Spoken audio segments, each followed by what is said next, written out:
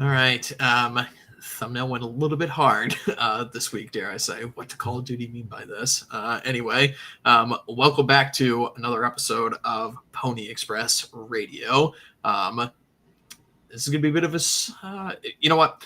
I'm not even going to say it. Right? It's going to be a somber show today and an upsetting one. So buckle your seatbelts and stay on target, everyone. And let's try and get through this one together all in one piece. So welcoming back to the show as ever every week is Pete. How are you, my friend? Doing good. Let's get this over with. Yep. We're just going to jump right in a minute here. But welcoming back is our chimper in chief, Mr. Raging Mandrill. How are you, my friend? Uh-oh, I think he's muted himself. Yeah, we're missing Mandrill. He'll be back. Melon, welcome to the show, my friend. Hello, happy to be here. Hello. Hello. Did I drop out? Yeah, I think you dropped out for a bit, but now you're back. So excellent. All right. Well, I was chimping in the background. Sorry. Apologies. Yeah, well, you are the chimper in chief, as it were. So, all right, good to have you here. Before we get started with the show topics this evening, gentlemen, as ever, we need to get our shillings out of the way. So, first of all, as always, White Boy Summer is reaching a close, but that doesn't mean you have any excuse to not be jacked. So head on over to Axios Remote Fitness and Coaching, link down below, and JG will get you guys ripped into shape. All right. Next, we also have, if you need your caffeine fix, head on over to Fox & Sons Coffee. For those of you who are coffee enjoyers, start your morning off right with Fox & Sons.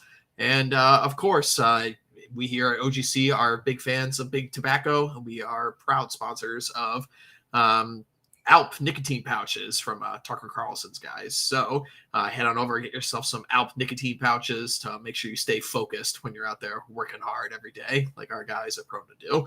So, all right, gentlemen, with that out of the way, we're not going to jump into quite the big story just yet. But first, let's do an update a little bit on the fighting crime that is going on throughout the whole country. We'll just talk about this one really quick, fellas. So there's a couple of things that actually came out this week. So in addition to Trump just having National Guard basically outlaw all crime in Washington, D.C., we have no murders reported in the past 2 weeks since the National Guard has taken over, which is pretty amazing. The other thing, too, is that we have the National Guard is now being authorized to be used as a QRF, a quick reaction force, if you will, to deal with other incidences in other major cities around the country. Chicago and LA are the ones that are said to be in the crosshairs first on this stuff. Opening conversations on this one, gentlemen. The National Guard going to be deployed to clean up our cities. Man, oh man. The first thing I want to address at the start of this is you could just do things really just is the meme of the year, to be honest. They could have done this at any time, cleaned up Washington, D.C., fixed the crime, stopped the murders, stopped the homelessness, all the trash, all the dirt, just making our major cities walkable and enjoyable once again, where people don't have to worry about getting robbed every 5 seconds.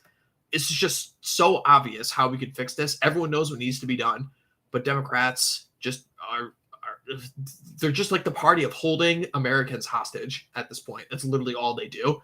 It's like, oh no, we can't possibly do this. It has to be this great big sweeping, social program that costs trillions of dollars and has no tangible end in sight whatsoever. No, it's literally just, we know who the criminals are. We're going to lock them up and throw them in jail. It's that simple. Well, yeah, it's interesting that as soon as this is announced and as soon as Trump says, hey, we can do this. If we can do this in DC, we can do it in a lot of other cities. The people who complain about crime and say, they immediately revert to being libertarians. And they're like, oh, well, what does this mean? What is this going to do? Is he coming after? No, like stop and frisk in New York was, okay, that person looks a certain way and we're going to pat them down. And you throw in let's call it a white person every once in a while, pat them down. and move them along the way. And if they are caught with something, they get thrown in jail. I mean, the way they cleaned up New York was, well, it was twofold. One was you just basically arrest anybody who's doing anything illegal, breaking. If there's still a law in New York City that you cannot shoot a squirrel from a streetcar. Just looked at any law that anyone's breaking and throw them in jail. The second way is you make the real estate so expensive that you price people out. Certain people can't live there anymore. But the whole idea that this crime problem is just going to solve itself when we have mayors who, as we're probably going to talk about the Minneapolis mayor at some point.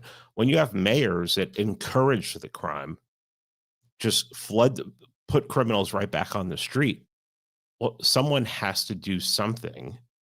And your libertarian sympathies mean nothing to us.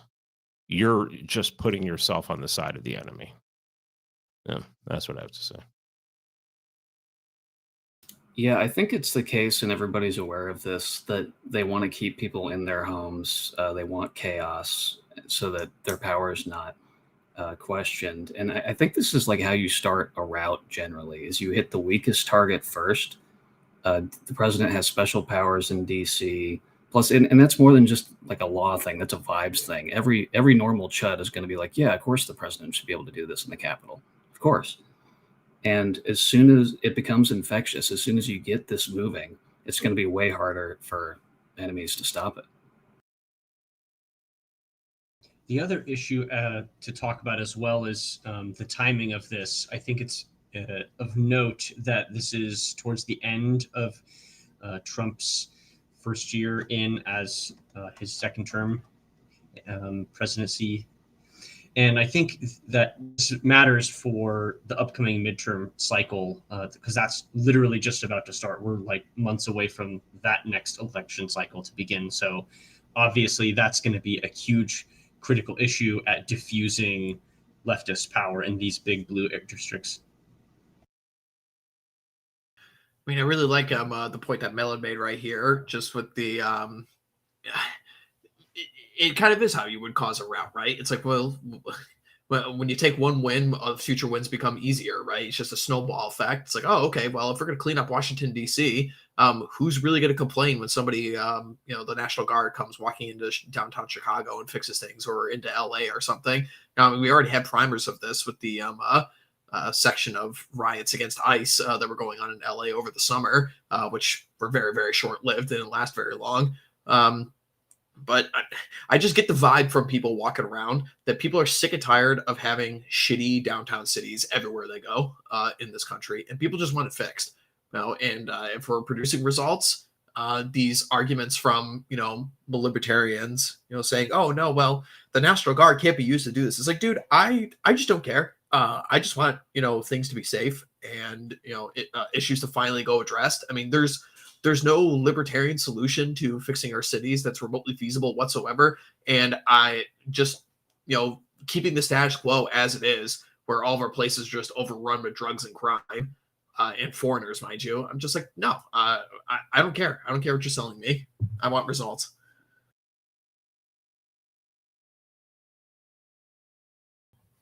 Now, in addition to this executive order about the National Guard being used in this way, another thing that Trump just did was he ended cashless bail, which it's amazing because I actually know some people who were bail bondsmen, believe it or not, and they were ecstatic about this for the simple reason it's like they know that in some of these cases where you have these leftist activist judges, people are just convicted on X amount of crimes, some of the most heinous stuff, like whether it's like sexual assault or rape or vehicular homicide or something like that.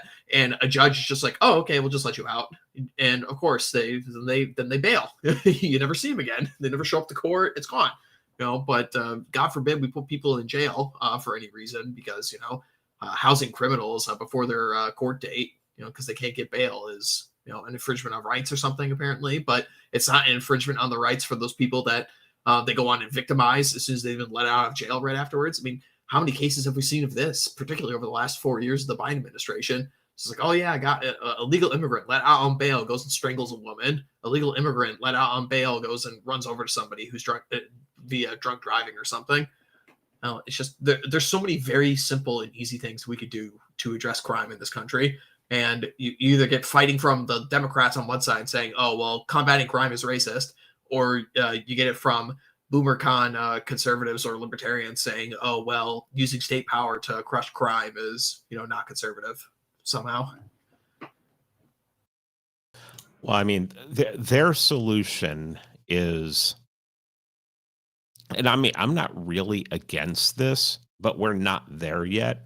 I mean, their solution is, oh, if everybody just had guns, they're basically calling for vigilantism.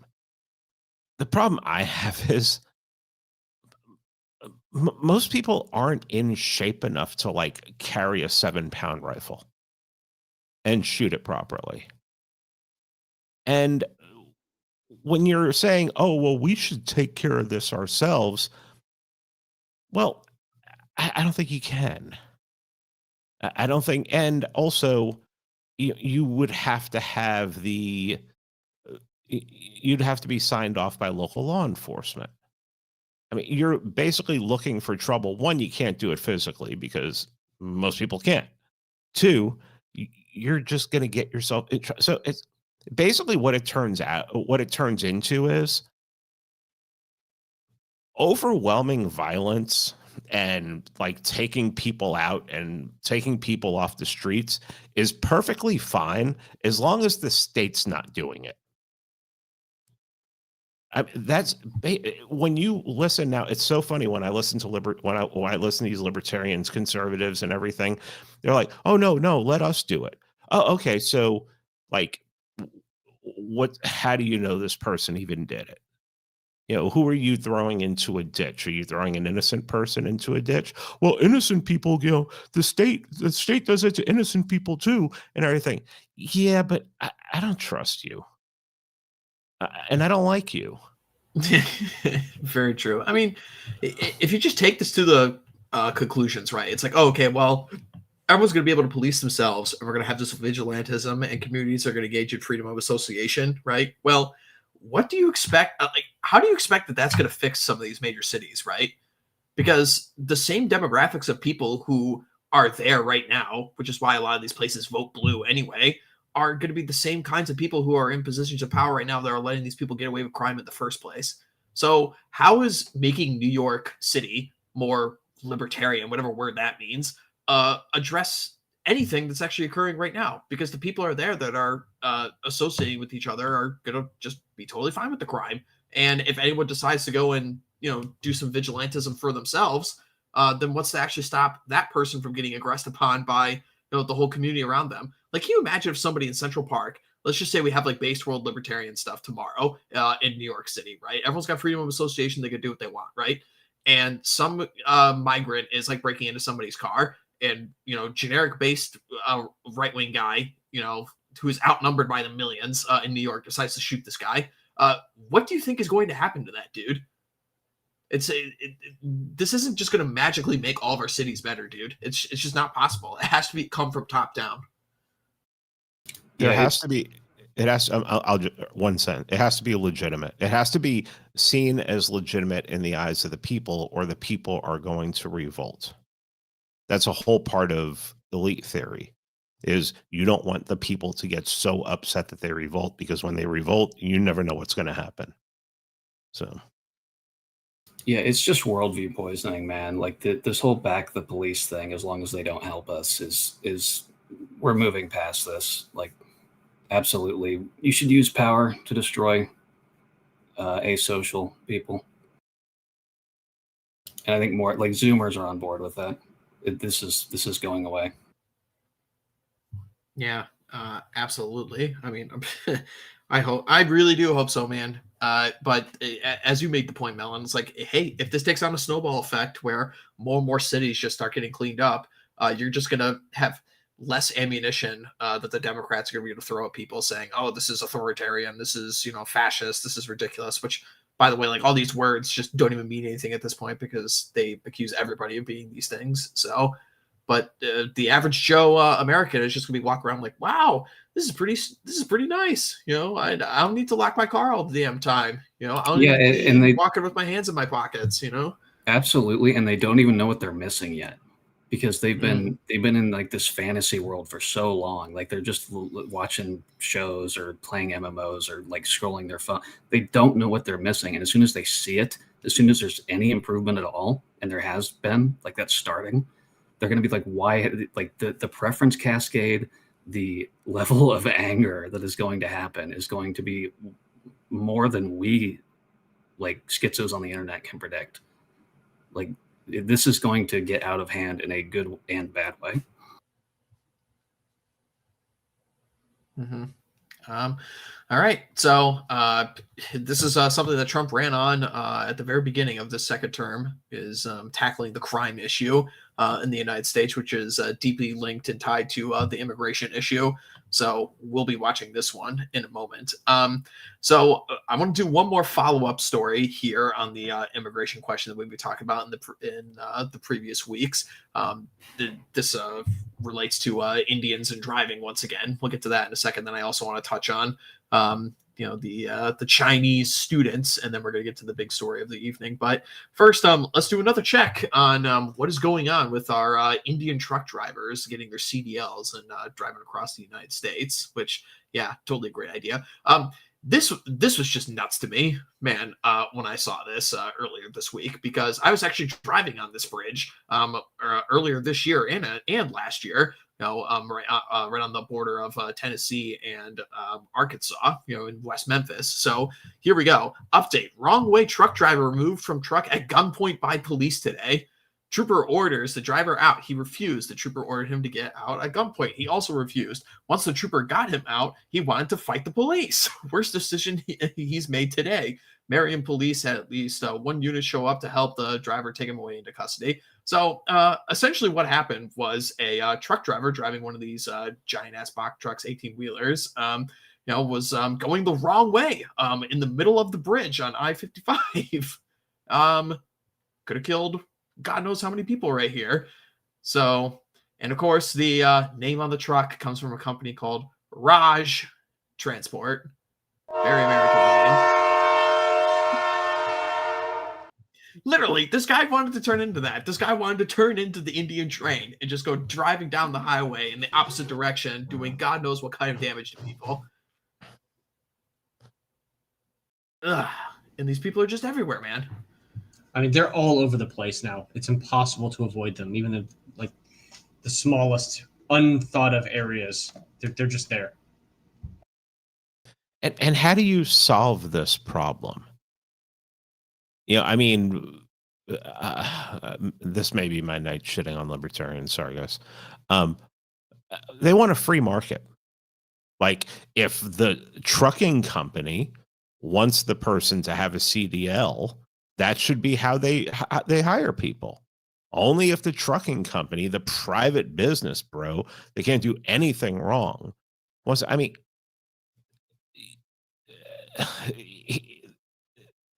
we need federalism, okay? Federalism takes care of this. And something I was saying before COVID, you can go back and listen to episodes I was doing in January of 2020. I was saying we need to build fucking walls between the states. I mean, if a state is going to sell CDLs to someone like this, why should we allow? I don't want them in Alabama. If California is selling a CDL this guy, I don't want him here. No state should want him. He should be confined to the state that he gives it to. I believe there are actually some lawsuits that have been filed this week. I forget which state.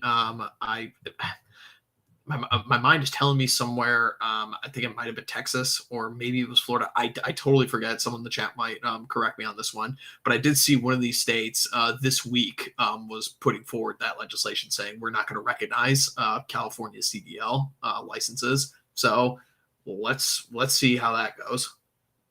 Well, I mean, it's also of note because California and I think New York and Illinois as well issue driver's licenses to illegal aliens. Like, this is the entire purpose, the entire reason of why Real ID is a thing, why you have to pay your extra money to prove that your driver's license is a citizen's driver's license and not just one for an illegal, right? This is a huge issue. Like, all of the legal infrastructure here is meant so that Raj Patel can drive this truck on the wrong side of the freeway. Like, that's the purpose of all of this stuff. I mean, it's a miracle that nobody was killed, first of all, with this. But second of all, I mean, just look at these pictures here. They had to shut down this entire bridge, which is one of the main thoroughfares to get over into the next state, because the Mississippi River, widest in the country, is right there. So, yeah, you have 2 or 3 bridges that are between Memphis and Arkansas right here. People in the area might be more familiar, but yeah, I think there's 2 or 3. But yeah, they just have to shut down one of them now. We talk about traffic being an issue that people have to deal with because we have such an influx of people who shouldn't be here in this country. I mean, we're going to bring it up again, but that number last week that we were made aware of the 55 million visa holders in this country, in addition to the almost 100 million illegal immigrants we have, it's almost 1 in 4 people in this country are fucking foreigners. Like, legitimately right now. And that's not even considering all the anchor babies and naturalized, quote unquote legal citizens we've had over the last 40 years and change. It's just crazy. How many heritage Americans are left?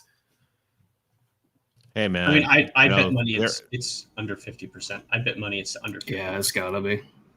I bet money it's under 30. They're just here because, labor, we need the labor. Americans don't want to drive trucks. Americans don't want to pick fruit. Literally Americans one of the oldest jobs. Everything. Yeah, one of the oldest jobs in American history. What a joke. Yeah, I mean, I know it's basically a meme at this point that we're just basically an open air strip mall, and all we are is an economic zone. But it's true. That is the way. If you listen to that guy from the Cato Institute, Alex Mystery Meat Guy, I have no fucking clue what he is. That's how he talks about it. He talks about the United States as it's just a bottom line number. This is what the number should be, and this is how many people we need to bring in from every subcontinent you can possibly think of to meet that number. Yeah, Pete, one of those mystery and basically all of our fucking solutions at this point are Fed posts. Yes.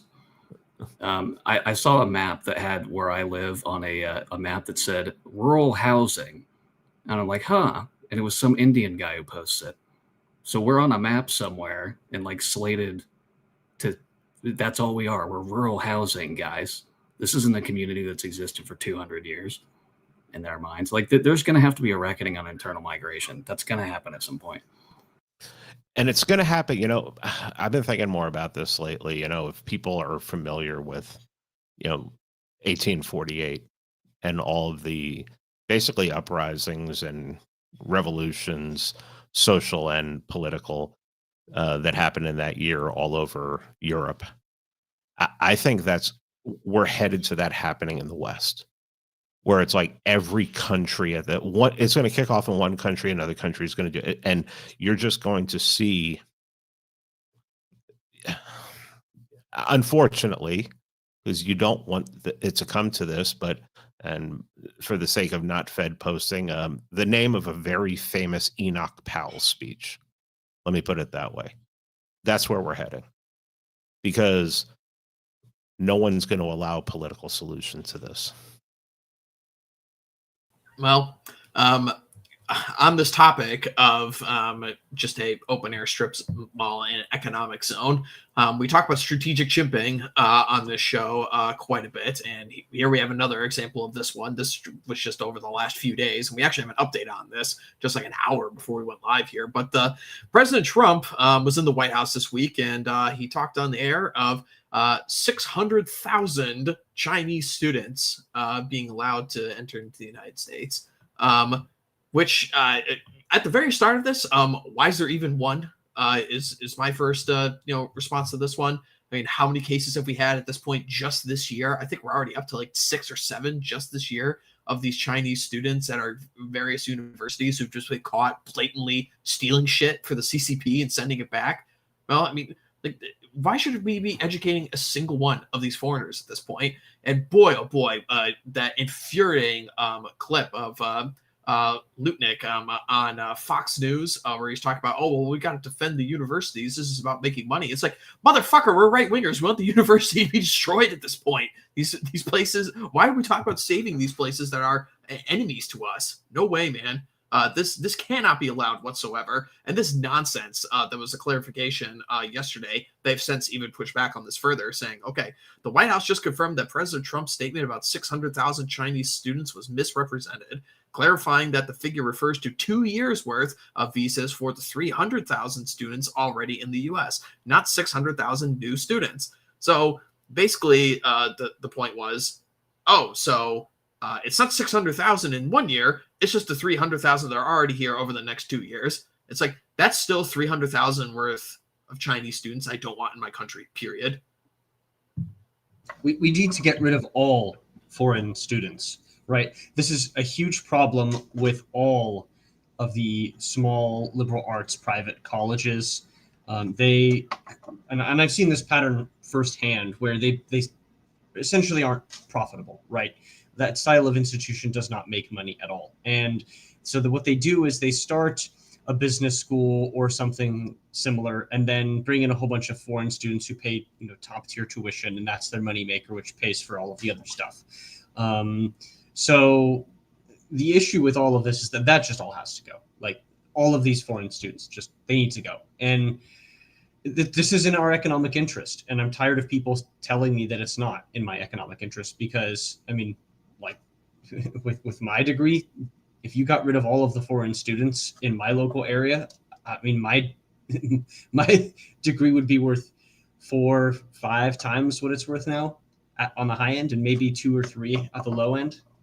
Yeah, they have to go, all of them.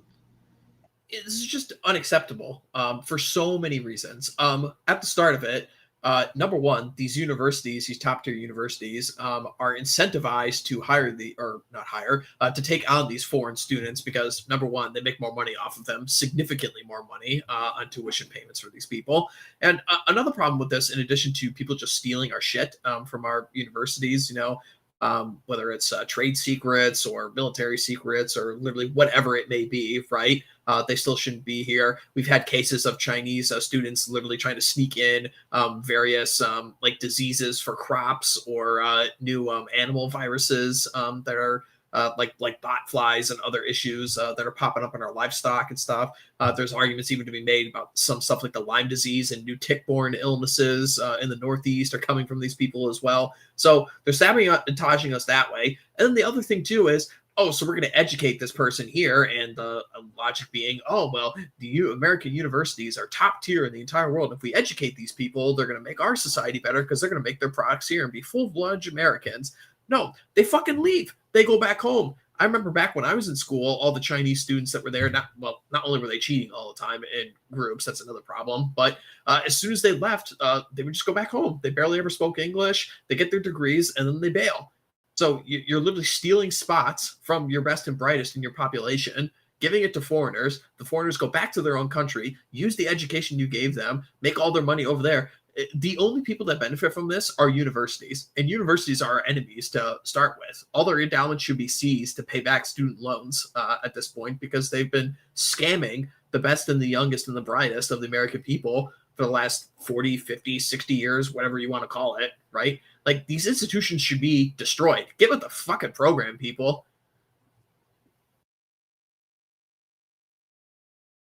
Yes, they should. And this is a larger problem with like a lot of big companies. Like, there's so many zombie corporations these days, man. Like these things haven't been organically growing basically since we were 5 years old. And they're still around somehow. None of them are. Even some of the big, like, well-known American brands. We were just talking about this the other night on Dee's Twitter space, Melon. It's like Ford Motor Company is a investment firm that happens to make cars. It's like their car sales are like 25% of the money that they make every year, because they're just a great big management firm at this point. Dude, I saw this threw me for a loop the other day. I saw an American Airlines bank the other day, like a local bank branch with the airline. I'm like, what the fuck isn't it? Why is American Airlines in banking? Like, why? They make more from the credit card the credit cards that they issue on a yearly basis than they do from actual flying. Oh well, Pete, that's just the free market at work, man. Come on. Well, yes. I mean, I know I'm willing to die for it, aren't you? Yep. I'm putting on my American Airlines outfit right now. They're gonna make M1 Garand and everything. Let's go. Gee, unbelievable.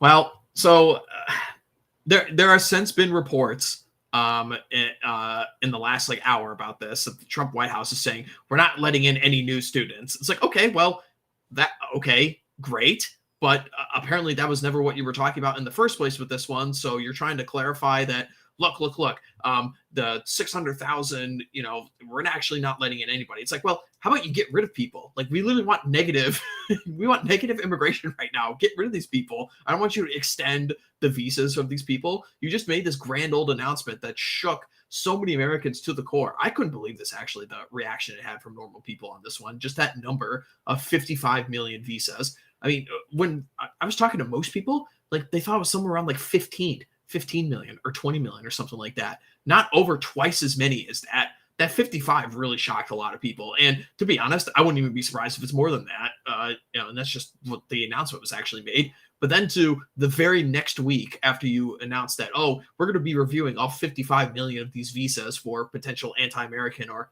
anti-Semitic activity. Now we're just going to be like, oh, well, we're going to keep these 600,000 obviously hostile actors of a foreign nation just in our country. And why? Well, we just got to make money, guys. The universities just got to make money or they'll go out of business. You don't want the universities to go out of business, do you? They're American companies, just like everyone else. They don't deserve to go under. Donald Trump ran on the economy. It's like, no, fuck you. All these university people are my enemy. I want all these pathetic butt plug studies professors out on their ass, not making a single penny. All these institutions need to be destroyed. Seize all their endowments. Forgive all the student loans from all these people that are crippled and can't start families. So do not let people get away with this shit, man. Like, there's people have been talking about this. It's like, oh, well, basically what happens is Donald Trump throws something out there, and then the base on Twitter either trusts the plan or they chimp out, and then 3 days later, Donald Trump clarifies what's going on, and the people who say chimp out works, they say chimp out works, and the people say trust the plan works, they say trust the plan works. It's like, dude, if you game theory this stuff out, what you should always be doing is always be chimping. That's just like the conclusion of that one, right? Because if you are trusting the plan and you don't chimp, and the same thing happens, you always win in the end by being on the chimping side. So you should be with this kind of stuff. This is unacceptable. We shouldn't have a single Chinese student in here, let alone almost 1 million of them. When it comes to chimping, I'm tired, boss. That's fair. It's very fair. It is also tiresome, isn't it?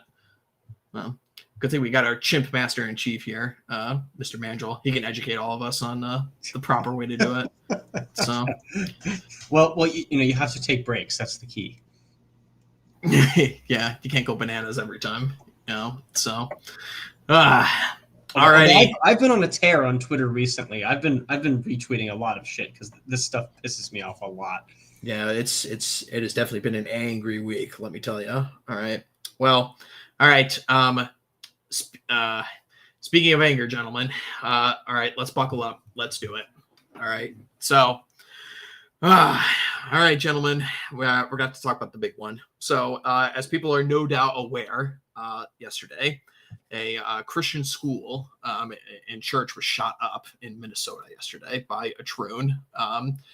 This is becoming a trend here, gentlemen. I'll say the least.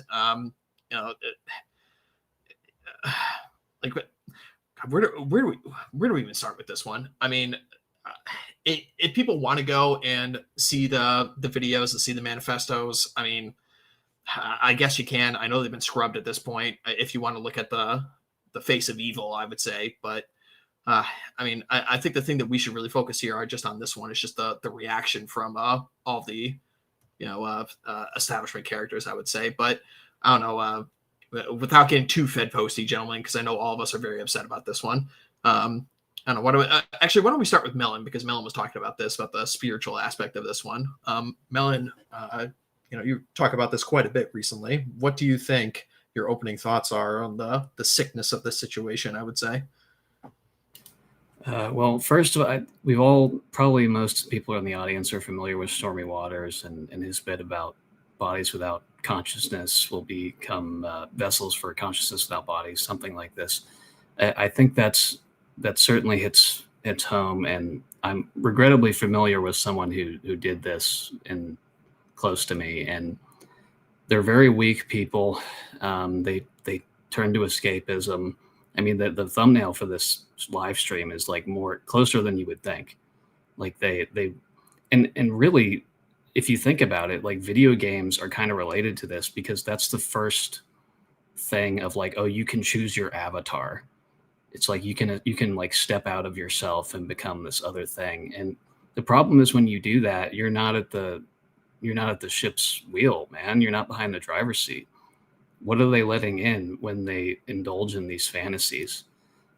I think in a lot of ways, we're going to look back at this period we're in right now and view it as like people having this simulation sickness, or like this avatar syndrome, where they were in, and it sounds trite to say, oh, they're in great pain, man. But they're weak people. They didn't have any beneficial stress applied to them early in life. And they want a shortcut. They want to like become this other thing that is better than what they are, because they rightfully view themselves as weak and pathetic. And that doesn't mean they can't fix themselves. Lots of these people can, to a point, but they don't want to. This is like the taking the easy road incarnate is becoming someone like this. And then they get that crabs in the bucket mentality, where it's like they'll look at someone effortlessly being beautiful or strong and want to tear it down because they view themselves as so weak. That is if they are even making the conscious decision to do so. They might just be disassociated so severely that they're not even making those decisions. And I know Pete just did something with Stormy that went up recently. Check out his Substack for that. I'm sure they'll go into more depth there. I suppose I don't have a closing on that, but it's this will become a bigger and bigger problem. I do think some of these people can be fixed, but there needs to be outside. It's gonna be destructive for a while, man. Yeah, that wasn't too articulate, but that's what I think. No. I mean, it's. I don't want to necessarily just make. We're going to go over the reactions from so many people, because the reactions from the certain parties really what get your blood boiling on this one quite a bit. But we'll get there. I mean, it's just we obviously know that people like this are severely afflicted with whatever it may be, demons, mental illness, poor parenting, the culture that we live in right now that even thinks that the concept of a troon is even possible to begin with. Appeasing more of these people. I mean, you saw the family actually went along with this. They went along with this delusion of, oh, we'll take you to officially get your name changed in state records, and we'll and then she moved halfway across the country. I'm thinking more about the mother and how she signed off on this, and then immediately like moved halfway across the country to get what I assume is to get away from her 17-year-old son. I mean, we don't know that she wasn't being threatened by this person and whoever is inspiring this person.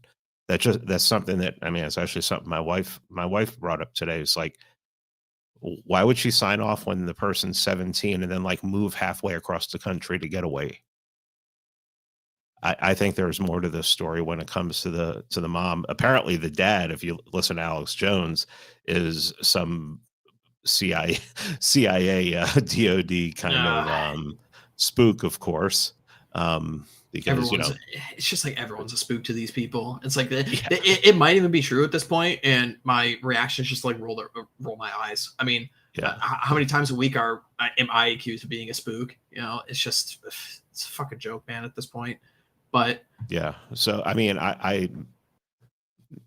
this is end of Empire shit. I mean, this is the kind of stuff you see end of Empire, where everything has become so deracinated.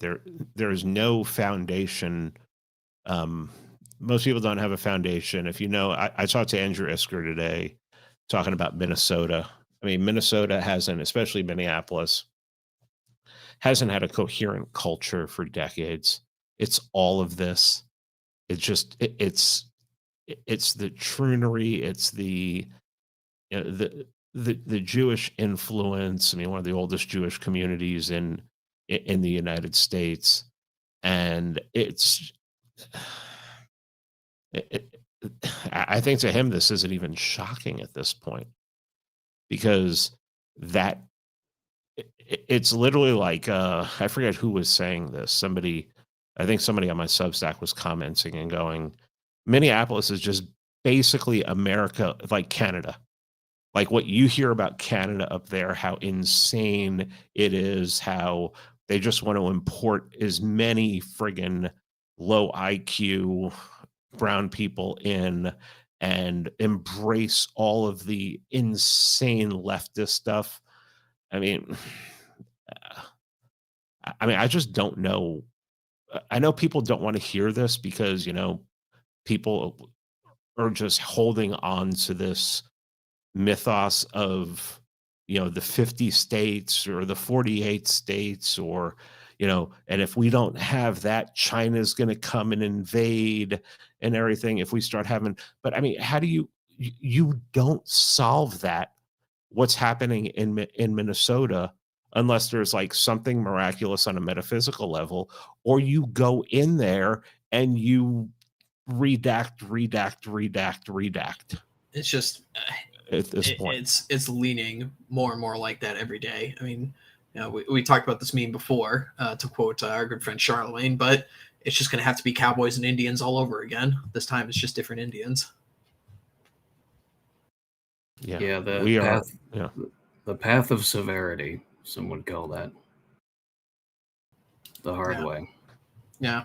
So, well, as of right now, 2 small Catholic children are dead. Another dozen or so are injured. Last hearing that those ones that are injured are expected to make a recovery, not life-threatening at the moment. But, of course, this degenerate bastard who is now rotting in hell blew his brains out at the scene of the crime, as with all of these characters. The thing that we're going to get into now is some of the reactions from various people. And again, everyone in the chat, keep your Fed posting to a minimum, please, because this particular one that Tucker Carlson responded to, we'll get to that one. Let's just get to some of the other reactions first. Let's go to Fox News first, because I could not believe that Fox News has fallen this far with this clip right here. Trey Gowdy has always been an unsavory character for a very, very long time. But and this came to light and it was news to me yesterday. I didn't know this, but apparently one of the execs at Fox News has a troon child. So you'll notice in this clip that a very interesting characteristic about the shooter is not mentioned here. So let's listen into what Trey Gowdy has to say and suggest how we protect our communities from things like this. Our system is reactive. Something bad happens, we react to it. And what people are crying for now is, how can we prevent this? How can we stop it? And the only way to stop it is to identify the shooter ahead of time or keep the weapons out of their hands. And so we're going to have a conversation of freedom versus protecting children. I mean, how many school shootings does it take before we're going to have a conversation about keeping firearms out? It's always a young white male, almost always. I mean, did anyone this morning think, I wonder if that was a female? Did any of y'all think that? I mean, there's been one school shooting involving a female. It was in Tennessee. One. Yeah, Tennessee. But other than that, it is usually young white males. Gee, thanks, Trey Gowdy.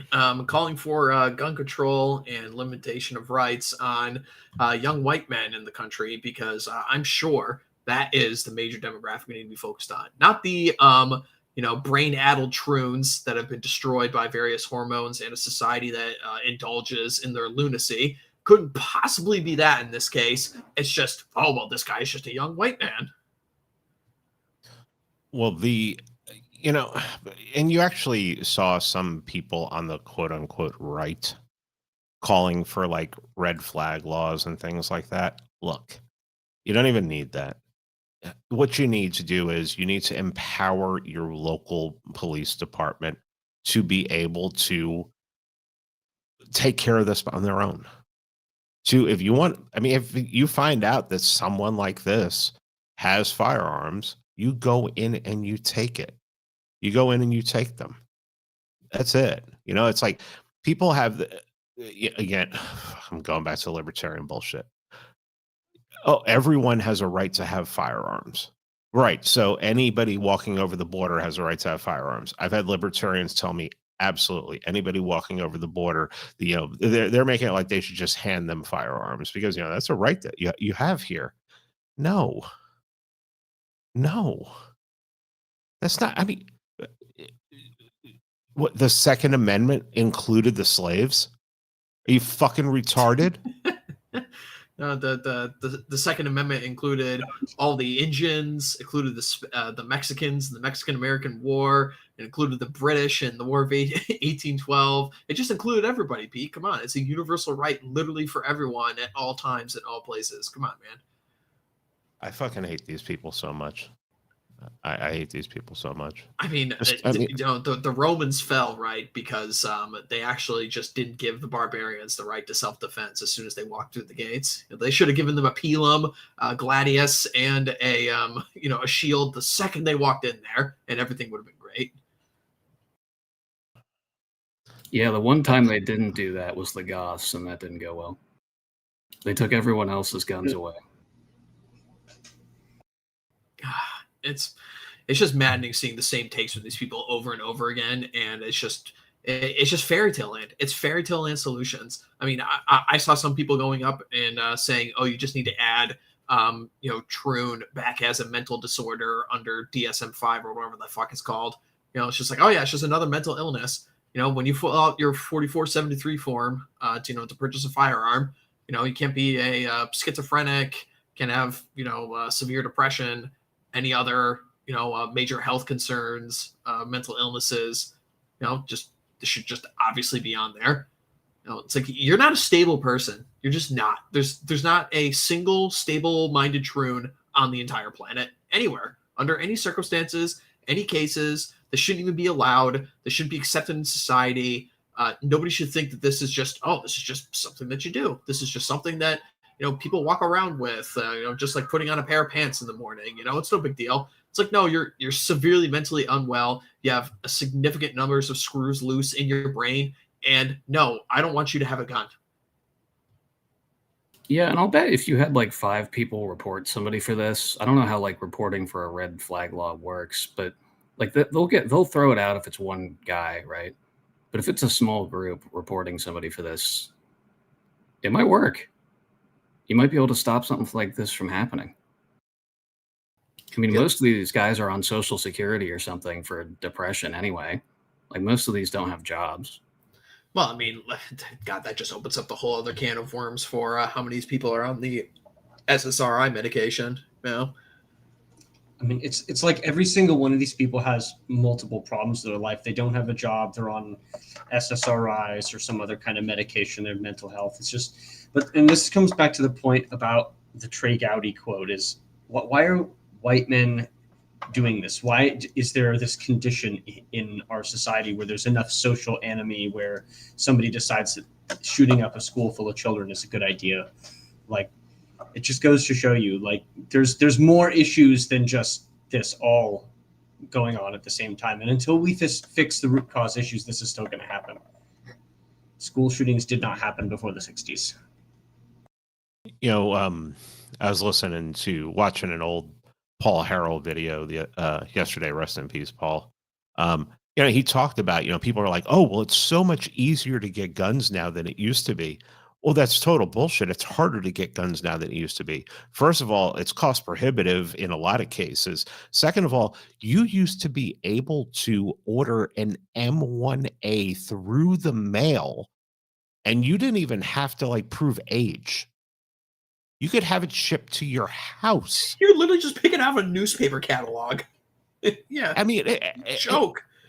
There's it's not a problem. You know, it's like you look, oh, how many mass shootings were there up until 1965?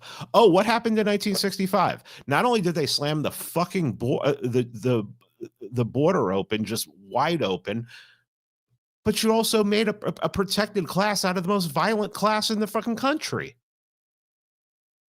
And people, and that's not going to cause sane people, normal people, to go insane as they watch things just fall apart around them and feel like they have no way out. I'm not making excuses for any of this, but I'm trying to, you know, it's like, I'm trying to figure out why. You know, it's like after 9/11, you weren't allowed to ask, well, why do you think these people hate us? Oh, well, you just hate freedom. It's because they're crazy. You know, ever since World War II, anybody that the regime deems as an enemy, if you try to figure them out, you know, well, no, that person's just like Hitler, and Hitler just went crazy. You know, Hitler went crazy, and you know, no reason. He just started hating everybody. There's a reason shit like this happens, and no one wants to figure out why. No one wants to figure out. Okay, you know, because most of these people fucking yeet themselves. What about the people who don't? Go talk to them. Try to figure it out. And also, close the fucking borders, mass deport, and take the fucking handcuffs off of Americans when it comes to the most violent class in this country. And they're at. Here. Well, so the usual characters were coming out of the woodwork to throw their takes on this one. Let's go over to here we go. We got the main thing that was being pushed after this one. Trey Gowdy kind of already alluded to it with his talk about, oh, well, we need to figure out these shooters and who they are beforehand and make sure they take all the weapons out of their hands and everything like this. You know, we could just actually deal with the underlying problem of troons and the sick society that you know, gives opportunities for demons like this to possess human bodies and commit these horrible crimes. But let's move on from that. So the panopticon idea is being pushed by everybody. We'll get to the first lady in a moment, but let's first get to this idea that oh, well, of course, here's this is from Glenn Greenwald right here. So this Cohen character, yeah, the name, of course. I'm about to launch America's first ever AI threat detection platform built for law enforcement. It scrapes the internet 24/7 using Israeli grade ontology. Yeah, yada yada yada. All right. So Glenn Greenwald responds, very unsurprising to see yesterday's school shooting being instantly exploited by an Israel special ops veteran to justify the imposition of Israel grade AI mass surveillance of the internet. This is how 9/11 was exploited to implement NSA mass surveillance of Americans, which, by the way, with all the NSA surveillance stuff, it still hasn't prevented a single one of these crimes, school shooting, mass terror event, you know, plane hijacking, anything otherwise. It hasn't made anybody safer. It's just, you know, eroded all of our rights to privacy. It's almost like OGC members did an episode about this recently, about how we're the growing Israeli panopticon that Stephen Carlson came on my show and talked about. How they're basically, they've they use the Palestinians as basically a test case. They test all of their technology on them so that they can know whether it will work when it comes to us. Because obviously we can't be trusted to have pattern recognition, notice the names of people in power. I had the story today about how they want to get rid of the early life on Wikipedia. Yeah, I saw that. Yeah. It's like the fucking chutzpah of these people, man, at this point. It's just literally everywhere. We're going to get to this in a moment because this Tucker Carlson tweet that we've got coming up here, holy shit, did this make me mad today. We'll get to that in a moment. But one of the things I want to mention on this one, so we heard Trey Gowdy's talk about how this is white men. Well, the other line that you were seeing from multiple news sources and various other journalists and other despicable characters was, oh, well, this was an anti-Semitic attack because written on one of the AR magazines was 6 million wasn't enough. And it's like, motherfucker, this guy who is sitting in hell, burning for all eternity right now, drove past a yeshiva and a synagogue to go shoot up a Catholic church and kill Christians. I'm pretty sure we got a fucking motive here, and it has nothing to do with anti-Semitism or anti-Israel. The guy shot up a Catholic church. This is the only group of people you're allowed to just openly murder in the United States of America, and there's no calls for, anti-Christian surveillance to be, conducted on anybody. We just covered it last week, how the United States is going to review all these visas, and they put in the same sentence anti-American and anti-Semitic behavior to cancel somebody's visa. It's like anti-Semitic has no business being on any writing in this country whatsoever. There wasn't a single Jew who founded this country. There was a single one that signed the Declaration of Independence or the Constitution. This isn't the historical homeland of any of these people. This is fucking absurd. I'm sick of it. I'm sick of this special group getting all the special attention here when it's our people that pay the price. This is a Christian country. This wasn't an anti-Semitic attack. Fucking evil people. Well, it's just obfuscation, I think. I mean, that messaging Trey Gowdy said, that was going around on Blue Sky, too. It was like, this is a white man Christian nationalist who shot up this Christian. Like, they didn't even talk about what his target was, I don't think. It was like gun control. This is a white man, hates black. Like, this is the same thing we've heard every time. And that was going around on Blue Sky. So that's interesting. These are the they're always going to make it about them. They're always going to find a way to make it about them. And yeah, our favorite senator or our favorite Congressman Randy Fine was tweeting about that. He's like, in wake of this terrible attack in Minnesota, let us also remember all the other groups that are targeted for their religious faith, like the Jews on October 7th. It's like, fuck you, man. It's yeah. I mean, a psychotic people who have been keeping people hostage since 1967 in an open air prison, controls their water, controls their food, and they decide to fight back one day. Yeah, that's the same thing as children praying. Go fuck yourself. I can't. I told you we were going to get upset with this one. We were going to get upset this week, man. We cannot fucking... They cannot be allowed to have power. I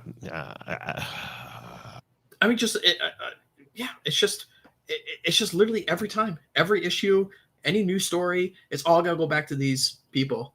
I mean, we were just talking about recently how the ADL added America First into a list of anti-Semitic terms. It's like, I mean, that's only like a legitimate political slogan championed by the current sitting president. So, I mean, yeah, nice job, ADL. I'm just so done with it. I'm so done with it. I do not care about this group of people. I do not care about their stupid fucking country in the Middle East. I don't care at this point. Maybe like, and here's the other thing, and I'm not alone in this. Fucking everybody on this panel probably was, and probably everyone in the audience, right? I wasn't at this position. You could have easily had me at the position where I'm totally fine with you guys having your country, and I would just be lukewarm to you guys. You guys are just another group of people. That's totally fine. I'm totally on board with you, whatever. But this kind of behavior for literally my entire life, and just seeing how these people just can't control themselves under any circumstance whatsoever. Now I'm just like actively hostile towards you, and it didn't have to be this way.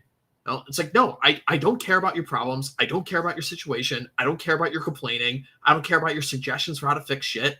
I just want you out of power. I want you out of my country. I want you out of being in positions where you can hurt me and my own anymore. And I'm just done with you. Like, go away. I don't want it. I'm not interested in a single thing that you're selling whatsoever. RedHawk, you're just jealous of their success. Yeah, exactly. Very. That's it. You're just jealous. I mean, the fact that they can make any tragedy about them, the fact that if you point out Biden's cabinet was 70% Jewish, if you point that out, there's something. It's like people are looking at you like there's something wrong with you.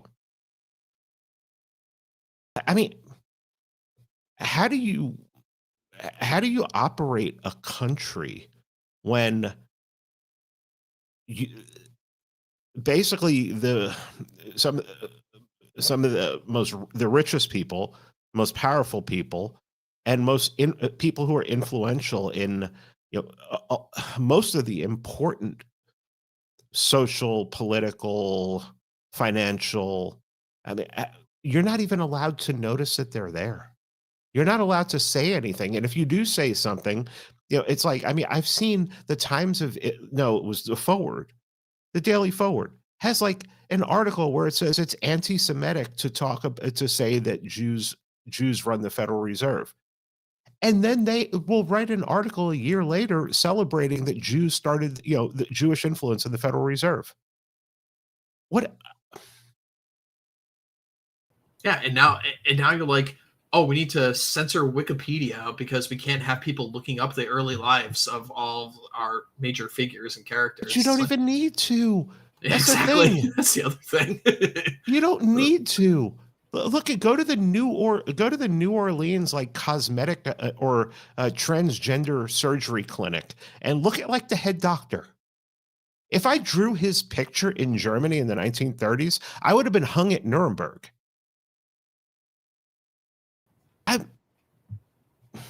And people want to, I mean, yes, it's important. Black crime, true crime, all this stuff is really important. But I mean, look who started the NAACP. Hey, there were black leaders who were like, I went to the local NAACP office and I thought they were going to hand me a yarmulke to come through the door. I mean, fucking shit, man. I mean, who started this whole transgender thing in the 1920s? Oh, well, according to Matt Walsh, it's it's the mid-century Germans that did that. Come on. Unbelievable. I shouldn't be too hard on Matt because that tweet was like several years ago, and he has come a long way on this front, and I'm honestly amazed he hasn't been fired from the Daily Wire at this point. But like, come on, dude, like just unacceptable at this point. But well, everyone buckle up. I was talking about this tweet. I've been alluding to it the entire show, and I was talking about it before we even went live about how this one is just going to get the blood boiling. So everyone strap in your seatbelts for this one. So Tucker Carlson, he really made sure to go out of the way to make sure everybody possible got to see this tweet today, because he uploaded this to his YouTube channel under the community tab. So everyone who subscribed got a notification of this. He tweeted about this. He went out of his way to make sure. And it's not like he's doing that with every one of his tweets. He was really stressing with this one. But anyway, so a tweet from, all right, so we'll go from the bottom here. So report. The churches in Gaza have decided not to evacuate their buildings in Gaza City. Christians are choosing to remain, even if it means risking their lives rather than leaving their churches. I'd say that is pretty commendable. Very amazing behavior. People who are under siege right now, seeking shelter in the house of the Lord.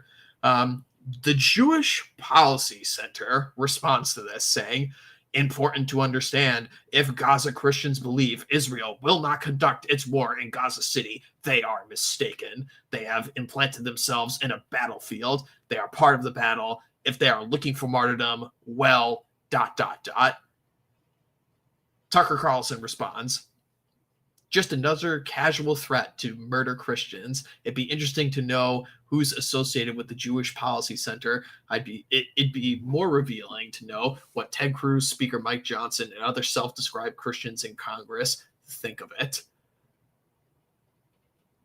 This is just openly declaring that Christians in Gaza are active enemy combatants, and they should just be shot and killed. Joel Berry said that a month and a half ago. He had a tweet where he said that there are no, every Roman Catholic, every Catholic in Gaza has sided with Hamas. That there's a remnant of good, I assume, frigging big evangelical, friggin' cocksucking, rapture Christians who are like keeping the faith alive there, but all of the Catholics have sided with Hamas. I mean, this is just, but this Jewish Policy Center, I'm looking for it because like he's asking who. I mean, this is it isn't like this is a it. I mean, here's some of the people on the board: Bill Bennett, Michael Medved, Norman Podhoretz, Dennis Prager, Ilya Shapiro. This isn't the Jewish Policy Center isn't some, like made up thing by one of the many trolls on, Jewish trolls on Twitter, like Max Nordau, who's just a coward who won't, is scared to use his own name. No, this is like legitimate people. Like legitimate people, like these are people whose names you know. And they're basically saying, yeah, if you're a Christian in Gaza, open season on you. Just unbelievable. It's like, oh yeah, well, but please, Big Daddy America, please keep sending us money, keep sending us missiles. That's the 11th commandment, don't you know? Is thou shalt send money to Israel. Just unbelievable. Yeah, Christians get murdered in a school. Oh well, we got to bring in Israeli tactics to clamp down on this. Christians get murdered in a school. In a church. This is anti-Semitic because the guy had, Hitler written on one of the magazines that he used for the AR-15. Everything's about these people, and our entire lives had to revolve around protecting them somehow, even though they're so great and so amazing somehow. Yeah, I'm done with these contradictions. I'm done with being played for fools. Everyone sees this, and we're sick of it. Fucking stop it. I did this huge study on like how policing was done in the colonies before the founding and everything. And it was like people had, if like a horse got stolen, they didn't have to call the cops. Everybody was wondering who would do it. So every neighbor would come together and would be like, okay, we need to find out who's doing this. It could affect us next. Plus, this person over here is probably my fourth or fifth cousin. So I care what happens to him. These people come into your country and only care about themselves. Your child could have been the one who was murdered there. And you could go to this person and you could go right to their face and go, yeah, my child was murdered there. And they'll be like, well, do you know how many Jewish children were murdered in the 1940s? Go fuck yourselves. Go fuck yourselves. You have a country. Go there. You fucked up that country. It's dangerous to live there. Go there, you fucking scum. You can't deal with you fucking people anymore. And if this Jewish Policy Center was just some like bullshit anon thing on Twitter, I wouldn't. But seeing the names that are involved in this, these people are the fucking enemy. And these are the people. I mean, when we look at like these black gangs and crime, these people are a bigger fucking enemy because they're much more well funded. They have much more money to do damage, and they have the reins of power. Anyone who does not see that these people are the enemy is probably the enemy at this point. They definitely can't be relied upon for anything, and they need to get the fuck out of the way and shut the fuck up. Oh, you're blaming all your problems on them. Go fuck yourself. Come say that to my face, bitch. Fuck you. Fuck these people.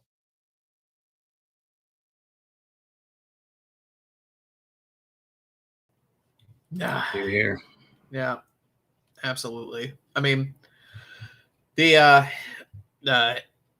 thing I'll say about this, man, is more and more people all the time who I'm talking to, I'm seeing responses from people. I'm seeing responses from people that I talk to in other spheres of this online thing as well. It's just people are fed the fuck up, man, with not having a country who serves the interests of its native people the most.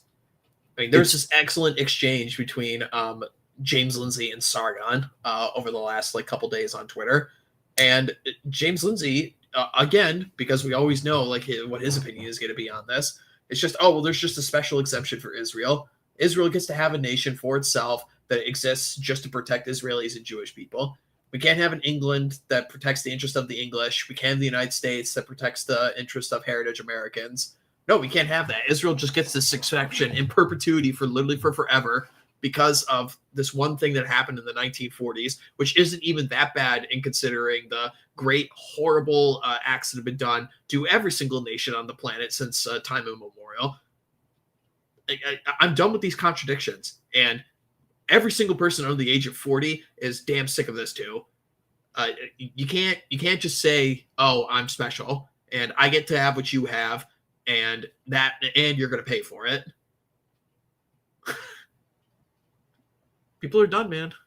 Yeah, and it's finally getting to the boomers, and this isn't hopium. I'm getting anecdotes from especially bars. I'll have older millennial guys I know who they're just having boomers walk up to them and ask them these sorts of questions now. I don't know what the threshold was where they decided to start asking it, because they have to know on some level that this is happening, but they're finally overcoming their fear or being they're out of time or something. Something's changing. And as soon as the boomers, I'm not here to just hate boomers, but they are the moderating influence on this, and they're starting to break. It doesn't even need to be all of them either, man. It just needs to be a certain portion. Yeah. People get this idea all the time, man. It needs to be everybody. We got to wake up everyone. It's no, man. Just when all it requires is just a couple cracks in the foundation. Yeah, and look, man. So this is why I will not. This is why I will not counter signal Tucker.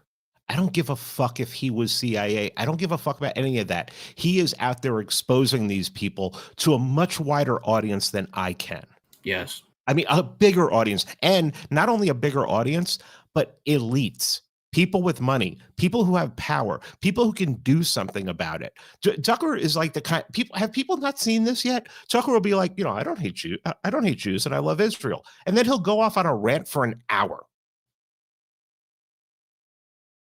I mean, it's a WASP thing to do. It's just how WASPs talk, and people just literally just don't understand this shit. They don't understand. They're Spurgs. They're fucking Spurgs. They don't want to understand it. You're 100% right, Pete. Everyone just gets it ingrained in their brains. And this is part of the issue of being parasocial online, listening to these podcasts, even something like this, right? I mean, everyone has a perfectly curated podcast, things that you're subscribed to. Maybe people are watching some gaming content. They're watching some political stuff. Maybe they're watching some stuff on whatever autistic topic, float your boat, dinosaurs, farriers. I don't give a shit. Everyone's got a wide selection of things they watch on YouTube, right? You can be hyper selective. You get this main character syndrome, right? You get this idea that, you're the personal audience for every one of these things because you get hyper selection to degrees of your entertainment that you never would have been able to get before on cable TV. And, I would assume that a lot of people in our thing, they don't listen to very many normie kind of shows because they are listening to people like us. They're listening to people, I don't know, maybe someone like Devin Stack or somebody like AA or whoever else it is in our scene, Millennial Woes, it could be any of these people. But Tucker is one of the few people who's actually in the mainstream, kind of on the normie side of things, that people in our thing actually listen to. And so they think, oh, well, this guy is just, because he's not going full, 14 words or something on every episode, maybe like some of us would be, then that means, oh, this guy's a CIA plant. This guy's the enemy or something. It's no, dude, it's his audience isn't you, man. It's just not. Okay. like our audience might be you, but that's not necessarily who Tucker is talking to, dude. This is just very basic common sense. Yeah, I love that whole thing when like you saw this whole army of people on Twitter. We're gonna take Tucker down. We're gonna take. You're not even his audience. What are you gonna do? Stop watching? You don't watch now. You're gonna get the people who watch Tucker to stop watching? No, you're not. You know why? Because you can't even get a fucking girlfriend. And these guys and the people who watch his show have are in the 7, 8, 9 figure range. Shut the fuck up. Just play your little games on Twitter. Call everyone who disagrees with you on the tiniest little thing a Jew, and just keep doing that. Have fun with that. Stop fucking with people who are better people than you as human beings.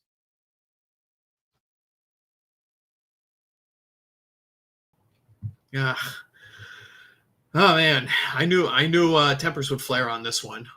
For sure on this stream this week, but we actually still have many more stories to cover for tonight. I knew this would be a long one, but unfortunately, this Panopticon stuff, it's not just regulated to former IDF guys who are trying to institute some AI mechanics to screen for anti-Semitic behavior before shootings occur. By the way, we know that'll never ever be used to actually stop like a shooting at a school. They might use it once if one of these guys decides to shoot up a synagogue or something. That'd be the only time ever they'd use it, right? They couldn't give a shit if it actually affected another group of people. But I digress. Unfortunately, this line of thinking has reached the First Lady, sadly. So let's go over to a tweet from First Lady Melania Trump, who, much to her credit, to be honest, this is like, I guess, the first time I could say I've been upset at this woman since, coming into office. I mean, I think this woman generally has quite a bit of grace to her, aside from being very attractive, but she just has a very nice demeanor about her where she doesn't really get involved in basically anything. She just shows up, is supportive of her husband, looks sexy, and, I'd say she does a pretty good job of being the first lady. I would say goes and reads like little kids books to kindergartners and stuff. Very first lady behavior. But anyway, of course she had to give her opinion on this one, and this is a very woman response, but we'll get to that. The tragic mass killing in Minnesota illuminates the need for preemptive intervention in identifying potential school shooters. Early warning signs are often evident, with many individuals exhibiting concerning behaviors and making violent threats online prior to their actions.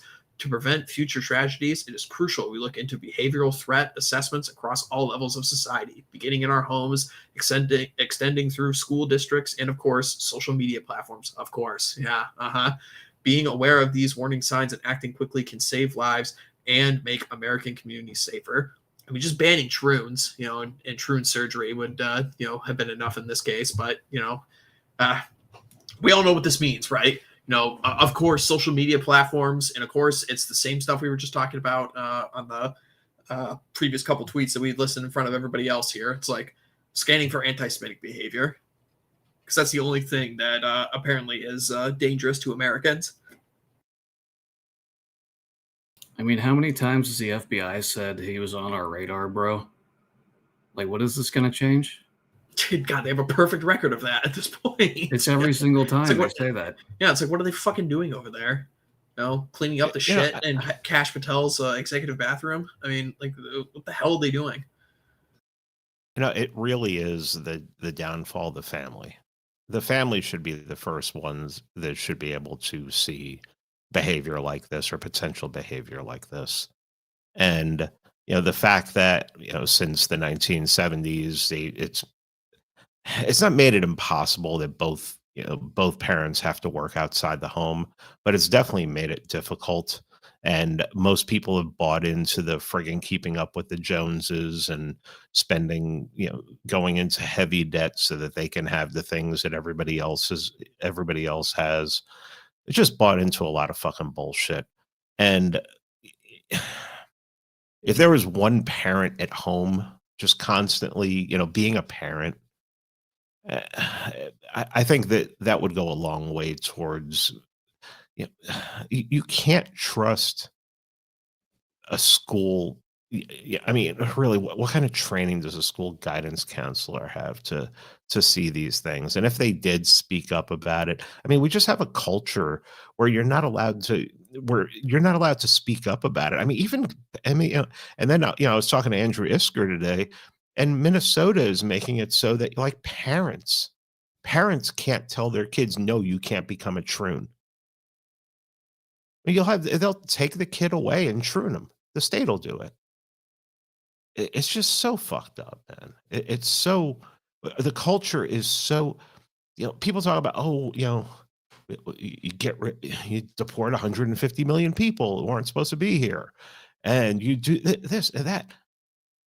I don't know how much it's still going to take a long time to change the culture. I mean, the sad thing about this, and which is something that, I mean, obviously all of us who are in the game know the realities of it, but I mean, just deporting people is just step one. That's just so we can get to actually addressing the real problems that are at the heart of our nation. I mean, we pointed this out earlier. I mean, there were just no school shootings in the 1950s. It was unheard of. You literally had rifle clubs. People would in the Midwest get the first day off of deer season. They would get it off of school because everyone was out hunting deer. They would take their shotguns literally in the back of their pickup trucks and go play football. This just didn't happen. There's something deeply wrong and sick about our country, and to get to those solutions to those problems, we just have to make it through the 150 million layers of shit that are currently here on top of it. Mass deportations is just the start of solving our problems. We got so much work to do. Damn right we do. But the beautiful thing is, the beautiful thing is too, is that everything that we need to make it succeed is just right here in this country. All we need is what we already have, and we're working on it, working every day, man. So obviously, a very, very typical female response from the First Lady right here. But no, cooler heads need to prevail on this stuff. I'm sorry, but we don't need to be monitoring social media necessarily in these cases to prevent stuff like this. We just don't. And in addition to that, we know what these things are going to be used for, aside from their intended purpose. We've seen this with the NSA crap after September 11th. We know how this game is played. We cannot be falling for it again a second time. No way. All right. So I say the final thing we will talk about on this story is the response from various left-wingers about this tragedy. So, no, man. So, I mean, Melon, you're actually making reference to this earlier, just the behavior on Reddit, how everyone just immediately is jumping to, various statements about, oh, well, this is a white nationalist shooter. This is a Christian nationalist shooter. This is anti-Semitic, yada, yada, yada, goes and shoots up a school. I'm not going to read all these, but people could read them on screen. It's just, we've seen a lot of gloating from all the usual characters. Yeah. So short anecdote, I have a friend of mine who is a Redditor, I'm sorry to say. And we managed to predict what he would say on an issue before. We went on Reddit. We looked at the first post. We estimated when he would wake up, and he posted that exact message within 15 minutes, I think, because he woke up late. which is hilarious, but it also means these people are on autopilot, man. I know a couple people. I know a couple people that are like this too, man. I mean, this is something that we've been talking about in the group chat for some time. Is that just like Reddit just needs to be destroyed, man. There's just no reason this place should exist. And the arguments that I get from people as to why we should keep it is like, oh, well, where else am I going to go for all of my forum answers to all my tech questions and other things like that? It's like, dude, they existed before Reddit. People will go other places, man. It'll get fixed. But this is just obviously a wretched hive of scum and villainy, and is clearly a breeding ground at an enemy castle, and just needs to be completely destroyed, man. There's no reason for Reddit to exist. There are a bunch of websites that needs to be. Wikipedia has to come down too. I'm sorry, that's a freaking CIA. It's a CIA op. Reddit is just. Yeah, then you make the argument: do you want to drive them underground? Are you going to drive them to Tor? I don't care. Let's drive them off a cliff. Well, it's an interesting point too. One of the fascinating things that I think has come out of like the last year or so has been the restriction of a lot of these pornographic sites at the state level, like places like Florida, Texas, and I think a lot of other southern states just require age verification to get on these. And then you look at the numbers, and it's like the consumption of pornography in the states just falls by like hundreds of percentile points. Because, actually, you can just shut these places down. You actually can just prevent people from getting to these things. Yeah, that's an academic agent W. You can just ban things. He has some good points. Yeah, very true indeed. So, well, why don't we get to some of the super chats and pile up, because there's quite a few, and then we will get to the last set of stories for the evening, gents. So let me go back to our handy dandy Google Doc here. All right. Solid Snake has snuck in behind enemy lines with his suppressed handgun and his cardboard box once again to become the first super chatter. So for $10, he says, "Evening, gents. I pray the Lord grants eternal rest and peace to the departed. On a lighter note, it's the best week for me in a while. The new Metal Gear 3 remake has been fantastic. How could I live up to my username if I didn't play it? Commencing for virtuous mission, Snake out. Salute." I know Charlemagne is quite a fan of the Metal Gear games. Mandrill, I think you've talked about them too in the past. I might be mistaken. No. I never played Metal Gear. That wasn't my scene. No, I only played Metal Gear 5. I liked it quite a bit. And I have seen like a bunch of the memes associated with like the earlier games and everything, but I never played any of the earlier ones. But I don't know, maybe I'll pick up this remaster. I know these earlier Metal Gear games are praised quite a bit. Solid Snake, I'm glad you're enjoying it, sir. All right. Moving on to Buckthorn Bear. He's another regular super chatter in these parts for $5. This week has me re-listening to Reality Isn't What You Think It Is. If I've found any silver lining in this shooting, it's been an uncommon vibe of Christian I can never pronounce this word, conscientiousness, superseding low-hanging tranny bashing, including among non-practicing normies. Well, I don't know. I mean, there's definitely a vibe shift in the air, and how that goes to manifest across multiple strata in our society remains to be seen. Real quick, Christians have an advantage here.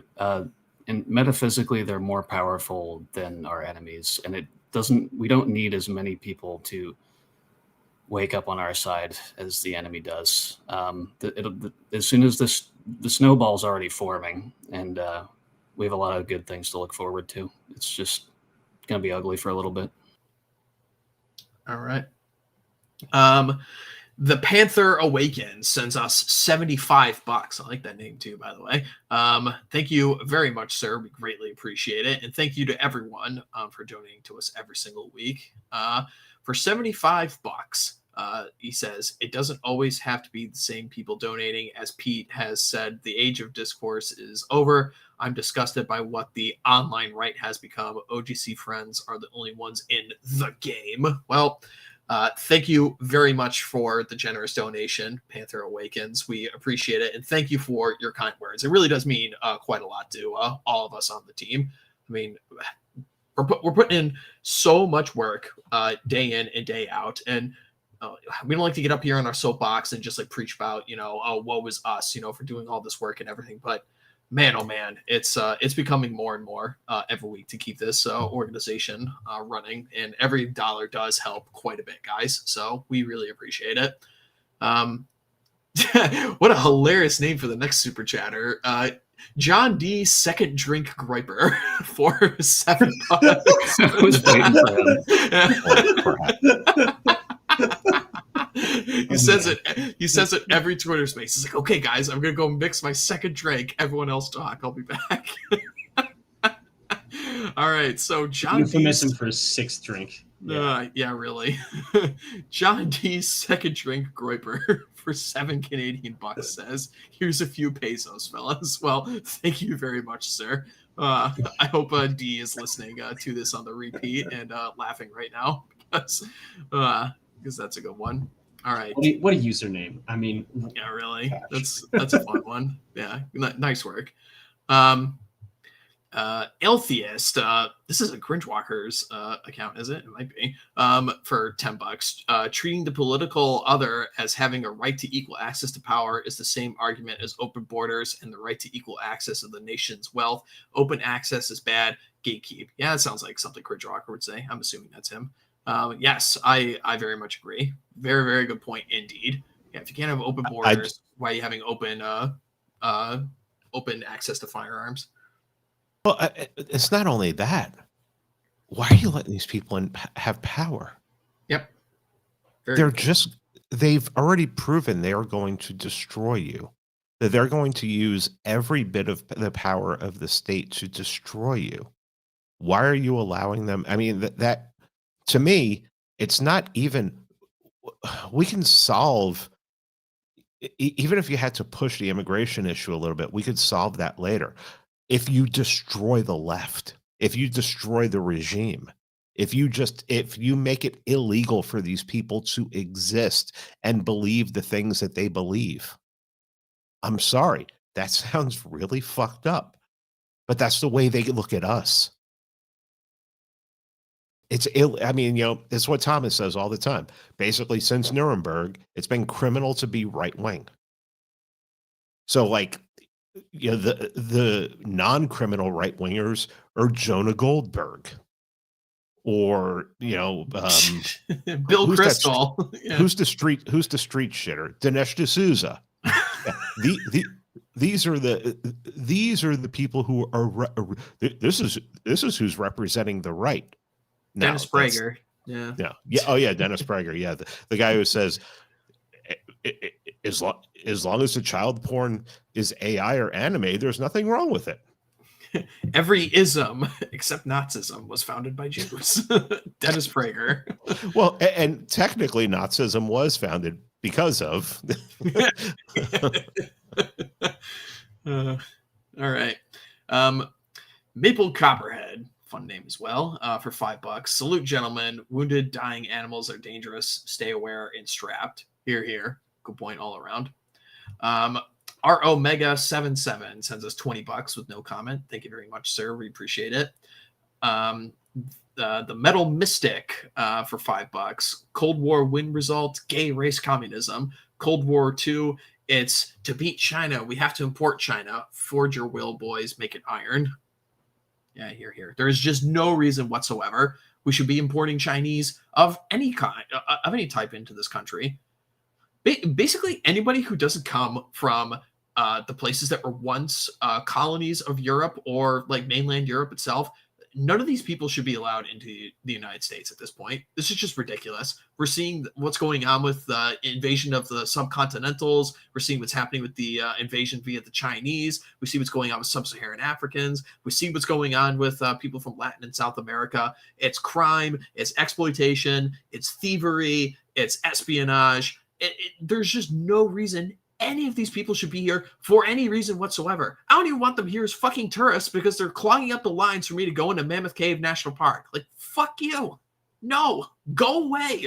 Leave now and never come back. So, Metal Mystic sends us another $5. We're no longer in Office Park by day and shopping mall by night. We're just a continent-sized scab labor camp. Salute from Hudson Bay Society. That's one of our new chapters. People can go on the OGC website to check out what chapters are in your local area and see if you guys can sign up or maybe found one of your own. Yeah, and real quick, demons attack when you're alone, man. Like, you gotta, if any of you guys are still atomized and still just, having this parasocial thing going on through the internet, you're more vulnerable than you think. Find brotherhood. You're here. Alrighty. Paulie B sends us $15. I hate to bring up the post-war consensus in relation to Trey Gowdy and Truman shooters, but men like him are going to, in the future, make conservative the American English noun equivalent of Quisling, a traitor who serves as the puppet of the enemy occupying his or her country. The traitor, the person who belongs here, who is actually a part of the heritage here, who sides with the invaders, and especially those invaders that came here between 1880 and 1920. They should be treated worse than the forward-facing enemy. Yep, it's just, I keep bringing this up, and it's just, it really just puts it in perspective very quickly for people. It's, if you're walking down the street and you hear a guy point at somebody and say that guy should be deported, if you can immediately think of a country, that's a pretty good heuristic. It's like, no, all right, good, that guy should be out of here. All right, Bolero 393 sends us $2. Troons are the heart of blue America. Yeah. You know what? I will say this. President Trump responded immediately by saying that we're going to put the flags at half-mast and honor these children that were murdered. So there were no comments from the President of the United States saying that Troons are the heart of American democracy and what it means to be an American. So at least we've got that going for us. Just imagine President Kamala Harris standing up there.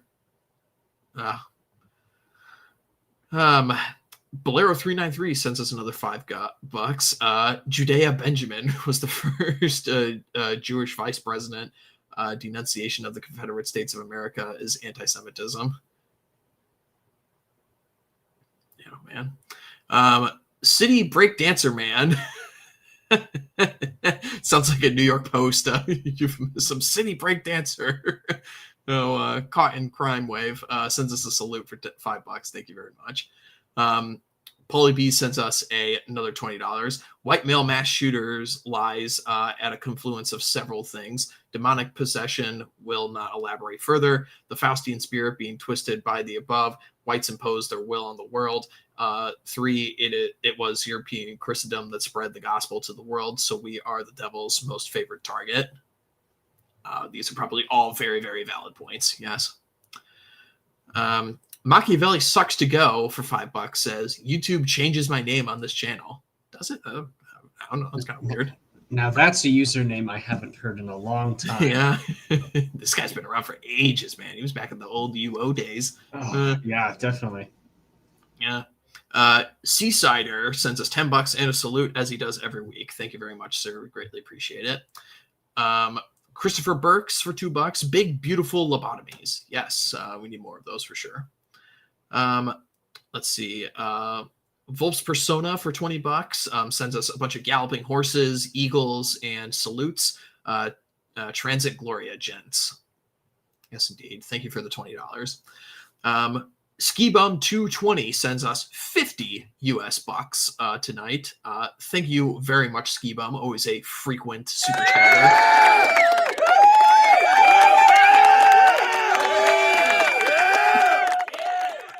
Whoa!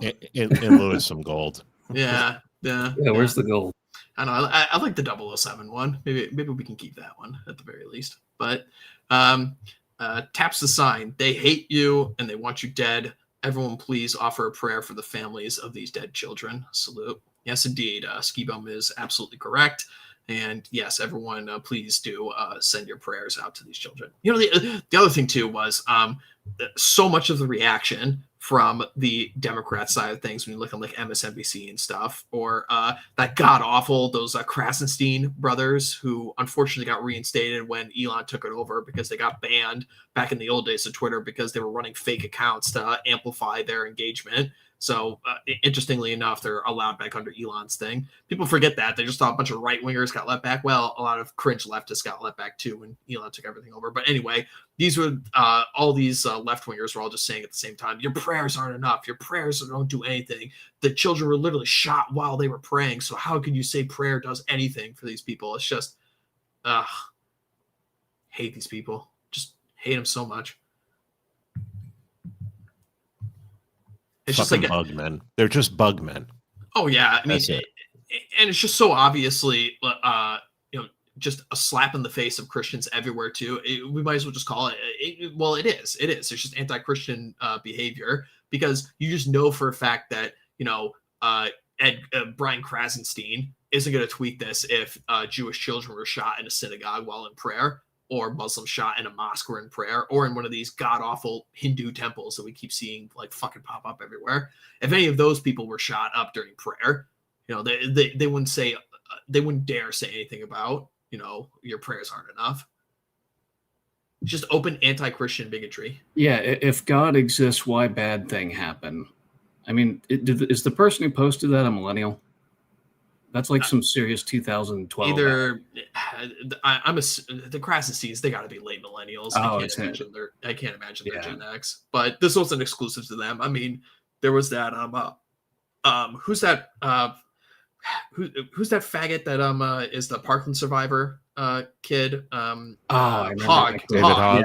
Yeah. Yes. That guy was tweeting about this. A bunch of the MSNBC characters on TV. That Jen Psaki, that former White House press correspondent. Yeah, they're all saying the same line. You know how it goes. And basically their response is, well, prayers aren't enough. We got to restrict guns or restrict white men. In this case, it's just, well.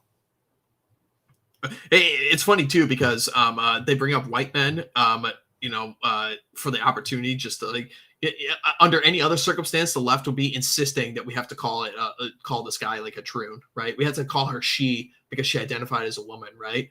But we can't have that here because it's politically expedient for us to use like white men as the punching bag. So we're gonna throw this whole troon thing out the window of calling this thing a woman, right? Yeah, that was the messaging on Blue Sky. They were just not mentioning that part, which probably means we should only mention that part. Like that, we could boil that down. Like this was a true, and this was a true, and this was a true. Like that might be the most effective thing we can do, actually. Yeah, probably. And just pointing out how this is becoming a pattern. This isn't the first Troon school shooting, and it's not going to be the last. Paul Lungsford for $20. Contribution to the coffers from Tippecanoe News Society. Thank you very much, sir. And yes, everyone check out your local OGC chapters and get involved, please. Like Melon was saying earlier, do not be isolated, gentlemen. Please do not be isolated. Yeah, it'll also teach you a lot about your state. I didn't know a lot about Pennsylvania until I started driving all over the place, meeting guys here. It's really rewarding, and I can't recommend it enough. Hey man, America is a very beautiful place to drive, and if you have to go 2 hours to meet up with some guys, it would do a lot of people some good. I'll tell you that much. Sully for $10. We all know what must be done. Yep, indeed. Hazel for $10. Greek Orthodox Metropolitan in Minneapolis held a memorial service tonight for the victims. This was in my backyard. Enraging, frustrating, tearful. Hoping to join Emergent Minnesota chapter. God bless. Yeah, if you guys are in Minnesota, you guys really got to stick together up there, man. It's just, we're going to talk more about Minnesota in a second here as our first story when we come back, because the DNC had their meetings in Minneapolis, coincidentally just over the weekend, just like the same exact time as this shooting occurred in Minneapolis. So it's like coincidence. Yeah. Definitely do it, Haziel. I remember you from back in the day, and sometimes bad things are the catalyst for good things. So get on it. How are you allowed to have this name for a super chatter on YouTube? They're just unbelievable. But I'm not going to read out the whole thing. There goes that guy who stole my bike. I'll just say that much. For $5, just stumbled across you guys and big fan of the work. We'll continue to tune in. Well, thank you very much, sir. We appreciate it. Thank you for stopping by. All right. Chauncey Hart for $5. Martyrs throughout history were killed while praying Jesus is Lord, and these disgusting leftists are enemies of God, tired of pretending they're not. Yep, very true indeed. Correct. All right. So it's like I have to remind people. Jesus said, "Love your enemies." He didn't say love his. Good point. All right, let's move over to some of the highlights from the DNC this time. So I'm sure everybody was questioning and wondering, in lieu of certain right-wing groups just puffing up Gavin Newsom is going to be the next big thing, in the Democrat Party. And, the Democrats are going to put the woke away and they're going to get really smart this time. And, they're really a force to be reckoned with on this one. They got some good ideas coming up this time. I mean, we're going to see some clips here, and my conclusion basically from all of this stuff is, I'll list my conclusions at the end. Why don't we listen to what they actually did to open the DNC meetings, summer meetings in Minneapolis? So let's listen in. Lindy Somek, who is from the Saginaw Ojibwe Nation, and she's going to deliver our land acknowledgement today. Lindy.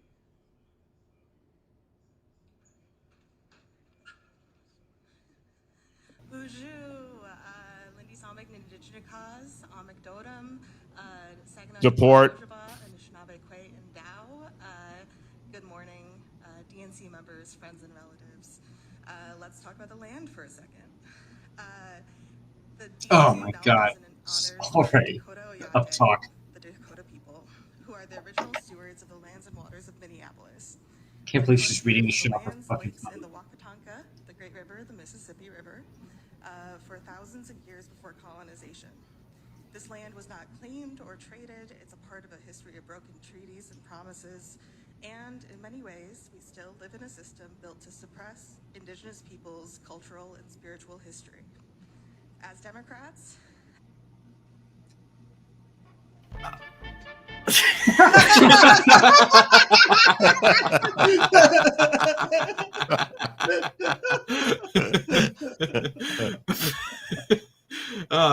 Yep, another Star Wars name, American right here. It's I mean, what is there to say about this? I mean, this creature is just a meme.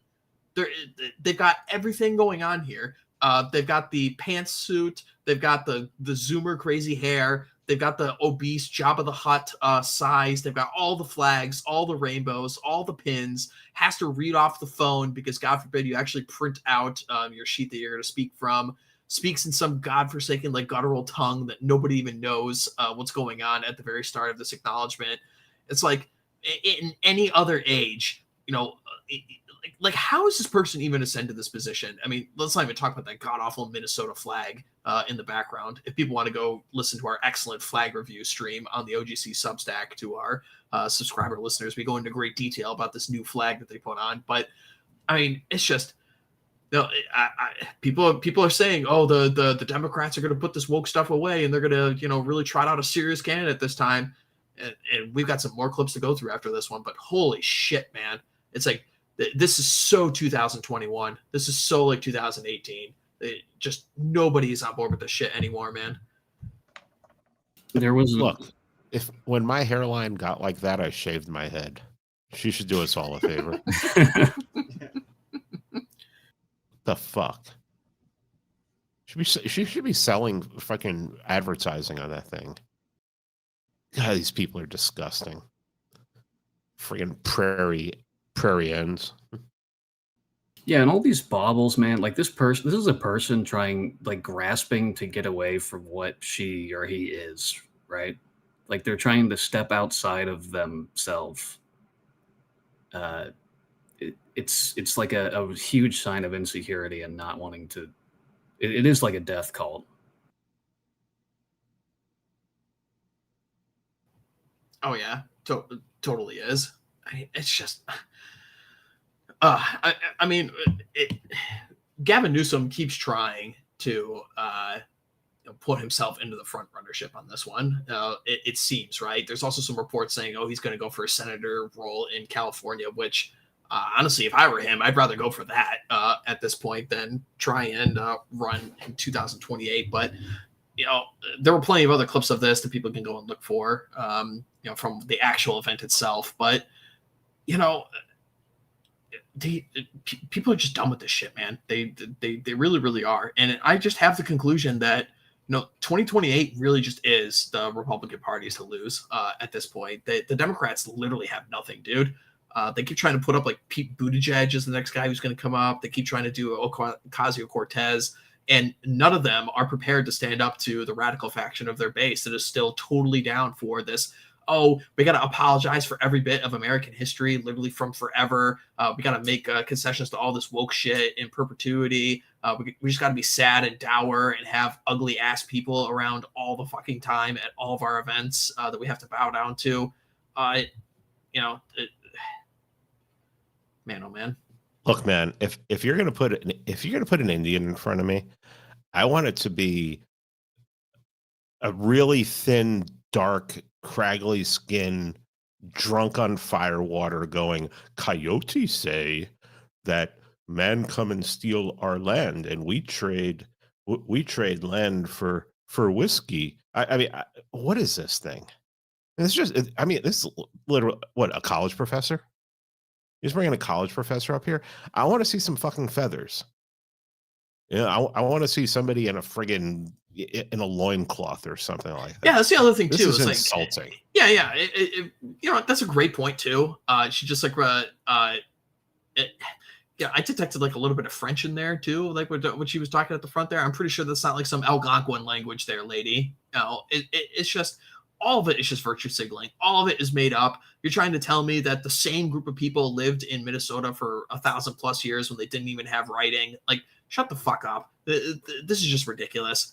And this is one of those things that you constantly have to be fighting people off on Twitter a bunch. This is why I hate this term. I hate the term Indian and I hate the term Native American. Indian is the term that we should be using, man, because it's the term our ancestors used to describe these people. And on top of that as well, it's like this nonsense that you get in the conversations like, oh, well, actually, like white people, heritage Americans, they aren't heritage Americans. The heritage Americans are actually Indians that were here. It's like, shut the fuck up. America didn't exist until the English arrived, period.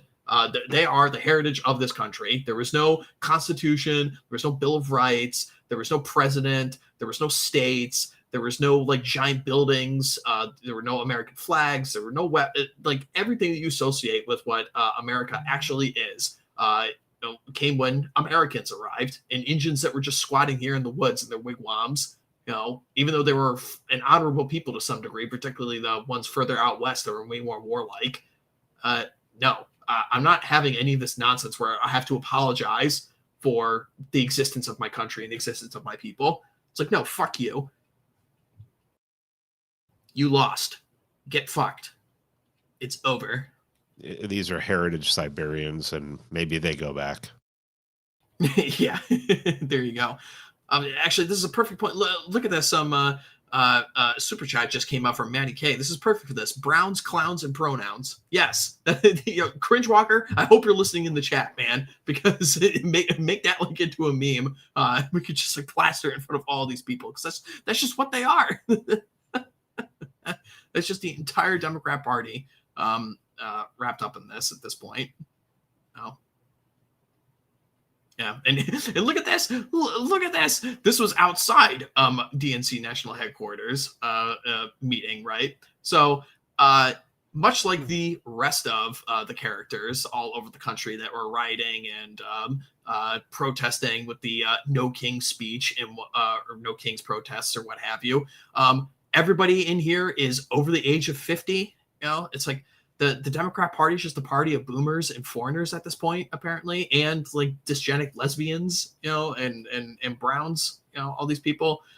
Let's listen into what they have to be what they're chanting about outside DNC meetings. Kilmar is our neighbor. You can't have him, Trump. No! Kilmar is our neighbor. You can't have him, Trump. Of course, they're referring to this Kilmar character, which the name couldn't even be more perfect. This is like one of those things that just gets right to your brain when you hear this. It's like, yes, I'm going to cheer on in Minnesota the deporting of a guy in the Washington, D.C. area who's an El Salvador, illegal immigrant in this country for over a decade, has violent rap sheet of charges, including assaulting a minor on there. And he also doesn't speak English, and his name is Kilmar. And we're going to be like, no, it is an essential part of the Democrat Party that we have this guy and keep him in our country. The N-word.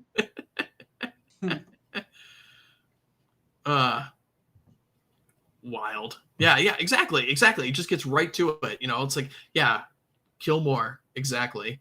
Yeah, it's a very American name. Yeah, we're gonna cheer for Kilmar. Let's go. This is like the dysgenic freak hall of fame here. Oh, yeah. First of all, the guy right up front, physiognomy check right off the bat. Yep.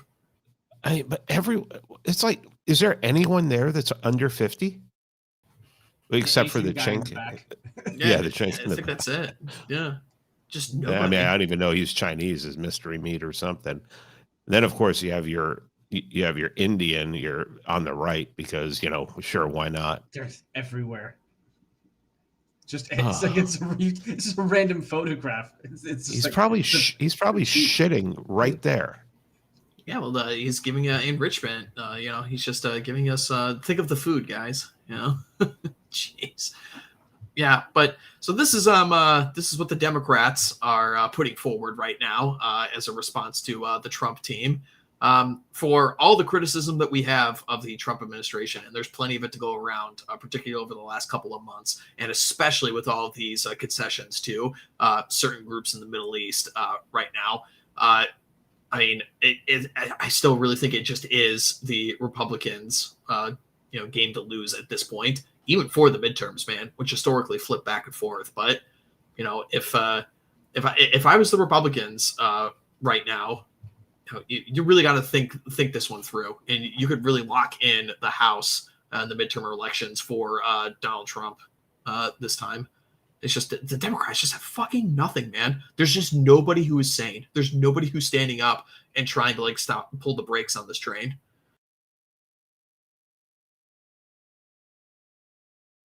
I mean, this is an incredible opportunity for Trump and the GOP, isn't it? Like, if you did the right thing, you could probably not lose the midterms, right? It's traditional that an incoming president, even if it's his second term, you come in, you're going to lose the midterms in the first cycle afterwards. I think if he does the correct things, it's definitely possible that he might not lose the midterms.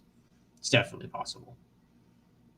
Oh, yeah. I mean, there was just such a huge influx of energy during the first Trump administration after he won in 2016 of opposition parties stepping up to, and they actually did. They lost the midterms hard in Trump's first administration. So, I mean, this time I would be very, very surprised if they hit the same way. The opportunity is here if people could take it. Because, again, people are sick and tired of seeing these mystery meat characters just pop up everywhere. They're sick of seeing all these old, octogenarian boomers, cheering on this stuff. People are sick and tired of, the age of the longhouse, school marm, 50-year-old, lesbian white lady that is running, all of our major cities somehow. It's just it really, shame on the Republicans if they aren't playing this game to win this time around, because you're basically facing off against a sixth grader at this point, is your competition. You're sitting in an MMA ring, you really just have no excuse. No, the fatigue is real, man. And that's the biggest I know people say, oh, so many boomers have died off since 2016. I think the fatigue is going to be the deciding factor here. Even black people are tired of this at this point. Yeah. Which is impressive. Yeah, I mean, and we say this all the time, especially for young people, particularly young men. I mean, Melon, you're the youngest of the four guys here, but I mean, I'm just amazed how base some the really young guys are. I've got relatives of mine or younger brothers of some of the guys that I know or something like this, or 14, 15 brothers of some of the 16 years old, and holy shit, these kids are hella based, man. Yeah, they're done. It's wild. Yeah. They're not, yeah. They have a time limit and they're losing. I'm honestly just kind of amazed. Some of I get 14-year-olds. I was with a buddy of mine recently. He's got a younger brother who's 16, 17 years younger than him, right? And just hearing the stuff that this kid is talking about when we're fixing on one of his cars, holy shit, dude. It's like, if I was this based at your age, what are you going to be doing for the rest of your life, man? Yeah, we would have gotten a lot done if we. Yeah, if we yeah, really, Yeah. really. Yeah. So, Well, if we were that based when we were their age, you would have gotten fired or we're arrested, outcasted from society. So yeah. Well, that is the big difference. Is there's less boomer gaslighting. Like they're more tired. There's less of them. And I'm not just here to hate boomers, right? But they're the moderating influence, and their positions like weakening, and some of them are just changing their minds at this point. Yeah. Well, let's move on here to one other thing. In the topic of the midterms are the Republicans to lose, basically. Another one of these orders that we have to go over right now is basically announcing that we're not going to engage in any more of these think tanks. So let's pull this one up. Think Tank Watch, world's top source for think tank news and information. This was just published at the end of July, right? But this is just now coming on the radar now. DoD suspends participation in think tank events. The Pentagon has suspended participation in all think tank and research events until further notice, according to an email sent Thursday to staff and obtained by Politico, a major shift in engagement from the country's largest federal agency. This decision comes a week after the Defense Department pulled out of the high-profile Aspen Security Forum, citing the evil of globalism and indicating the event did not align with the Trump administration's defense policies. So, again, we keep talking about the defunding of U.S. aid and all these various actions. The think tanks have been a huge stranglehold on many politicians and political discourse in this country for a very, very long time. Pete, I'm sure you have quite a bit to say on this one. I don't have a lot to say, but really the thing that jumps out when you look at this is how this would affect Rand Corps. Basically Rand would no longer be invited nor easily allowed to participate in Pentagon-led discussions, workshops, conferences. Basically, Rand, by the ban would undermine Rand's access to Pentagon insiders, diminishing its ability to influence DARPA's priorities. So basically, DARPA has a dependence on this analytical input that Rand provides, and this is always pushing towards more war.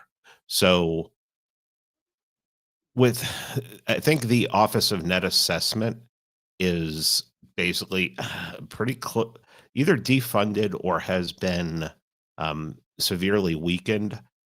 DARPA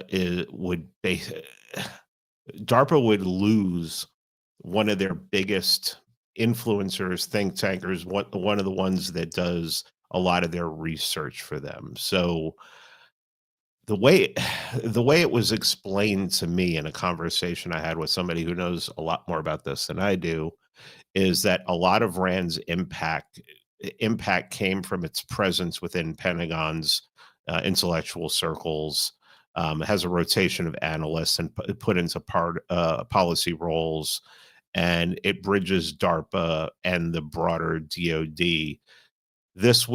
If this is implemented and if this is actually checked, somebody has to enforce this. Rand's influence would likely be muted, and DARPA is going to have to operate in more of an echo chamber environment with fewer checks, less independent kind of voices there. So basically what it shows is that the Pentagon under Hegseth is going away from intellectual openness to strategic analysis. And that directly undercuts Rand's private quote unquote influence over DARPA. And they just basically be sidelined. So that means that DARPA is going to stand alone and will lose a lot because so many of their ideas comes from Rand.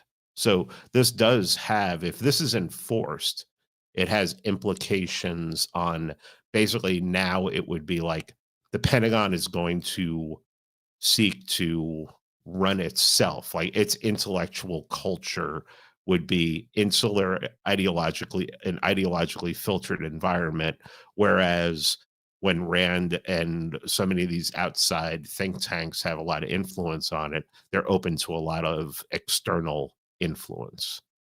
So take this for what it's worth. Of course, it has to be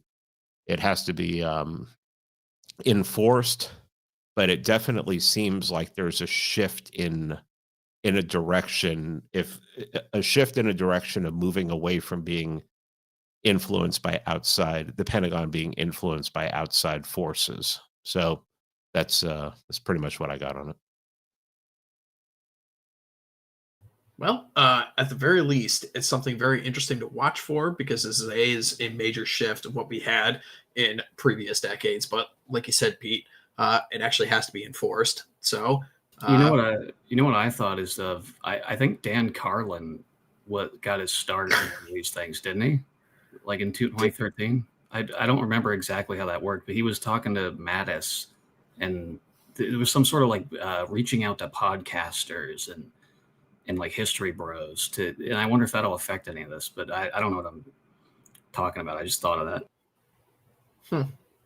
Yeah, and I will. Melon mentioned podcasts. Podcast bros stay winning.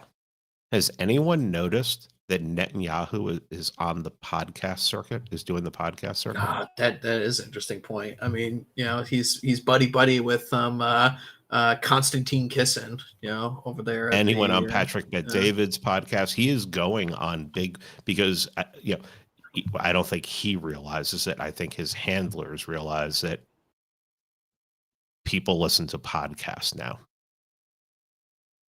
And, I'd love to see him get on Tucker. But they wouldn't let him on. Shut it down. Shut it down now. Yeah. Wouldn't it be so fun if he did? Oh my gosh. In such a weird way, to be honest, like sometimes the universe just gives you a freebie, and just imagine, like, it actually probably worked out for us way better in the long run that Ted Cruz was the one who filled in for Randy Fine, because Randy Fine was originally going to go on that Tucker Carlson episode, and his handlers quickly called him and said, "No, you are not going on Tucker." And Ted Cruz is like, "Oh, I'll do it. I've talked to Tucker a bunch." Yeah, well. So, and I don't know if people have watched like Ted Cruz's Twitter feed at all, but it's almost like Tucker derangement syndrome now is like all his Twitter account is at this point. It's like his chances of re-election were basically just nuked single-handedly by Tucker Carlson, which fantastic news on that front, I would say. All right.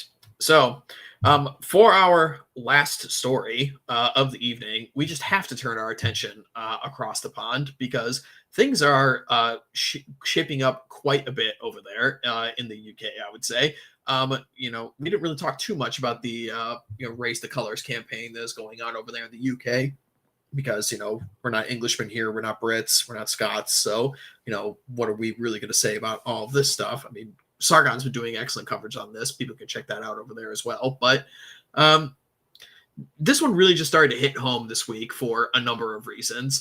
So we've got the story here of allegedly a 14-year-old girl was being harassed by a migrant couple. There's reports going back and forth now that these people are of like Bulgarian descent, could be gypsies, something like that. And these couple were harassing this young girl, and she presents two weapons, like she's going a dual-wheel warrior in Skyrim, basically. But things are coming to a head over there when you have 14-year-old girls having to carry weapons around with them just to defend themselves. And of course, the young girl was arrested as a result of this. I mean, that's just the cherry on the top. That's just it. Like, why would you arrest the girl for this when she was being kidnapped? It's like, it's just a total perversion of any law. Total perversion. We talk about how, the certain group that has possessed our country and basically runs things now and just, decides what is to be celebrated and what is to be mourned. I mean, they've been lost over there for a long time now. And yeah, this is heartbreaking. Watching this, girls have to come to this. I mean, it's coming out. I'm hearing stories now that they disappear. They've been on the streets for 27 days. They left home. Yeah, there I just are, don't yeah. Look. People can say, "Oh, they don't have guns. They can't." And Carl has said, "We have guns. Okay, we have things that we can do." He just says that the will isn't there. He said that, I've heard him say this, that the Englishman just has basically gone into self-hatred mode. And, I mean, I can get it. You've been beaten down and you have no one willing to stand up for you. And, there's a different temperament, different ways of speaking, different ways of communicating. And I'm really wondering when this comes to a head, because people are like, "Oh, well, if they didn't, this thing happened in the past and they didn't stand up and do anything about it, why would they do it now?" It's like, well, a lot of people never thought the Soviet Union was going to fall. Things change. People change. People wake up. And when they finally wake up, I mean, I'm excited and scared to see what the Anglo-Saxon spirit is going to do to these people. But yeah, it needs to be done. Here. I mean, it is important for us to remember. Yeah, this is the meme that our good friend Cridge Walker made. Deporting them is the moderate solution, and yeah, that is 100% true. I mean, it's important for us to remember here is that, listen, we are Americans. We're an American podcast for an American organization centered around the American people and heritage Americans. But it is also important for us to remember from time to time that, listen, we want nothing but the best for, America is a product of England, right? I mean, this is where we get our nation's history from. And we do wish well to our Anglo brethren in this, and kicking out all of the foreigners off of their great isle. So if we can support them, we should do so in this endeavor. And if you want to know more about our heritage, you should watch. What's the name of the series? American Spirits. American Spirits. Mondays. Yes, go watch that.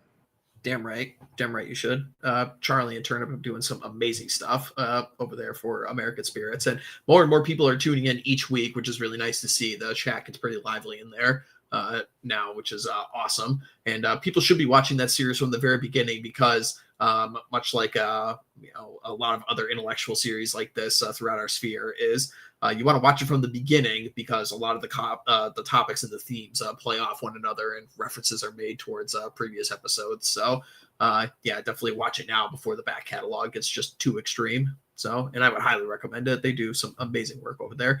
But yeah, I mean, I don't necessarily want to talk about too much of the details of this case in particular, right? Because like Pete said, I've seen multiple reports of this too. I've seen reports of kidnappings. I've seen reports of instigation. I've seen reports of what the ethnic group was of the people who were harassing these girls. I've seen things saying that this wasn't the first time they've been harassed by the same group of people. But whatever the actual details of it is, the point still remains the same, is that the current regime that is in charge of the United Kingdom right now has a two-tier system of justice. There's a second-class citizens are the actual heritage British, the English, the Scots, the Welsh, the Northern Irish. They are second-class citizens in their own homeland, and this is just completely unacceptable. What has been done, the systemic rape of young English girls for 60 years onwards now, this is just terrible. It truly is one of the worst things going on in the world today. It is really, really dark stuff over there, and it seems like the Saxon is beginning to fight back, whether it's raising his colors, whether it's literally arming themselves in this case. And we wish nothing but the best of luck for our Anglo brethren.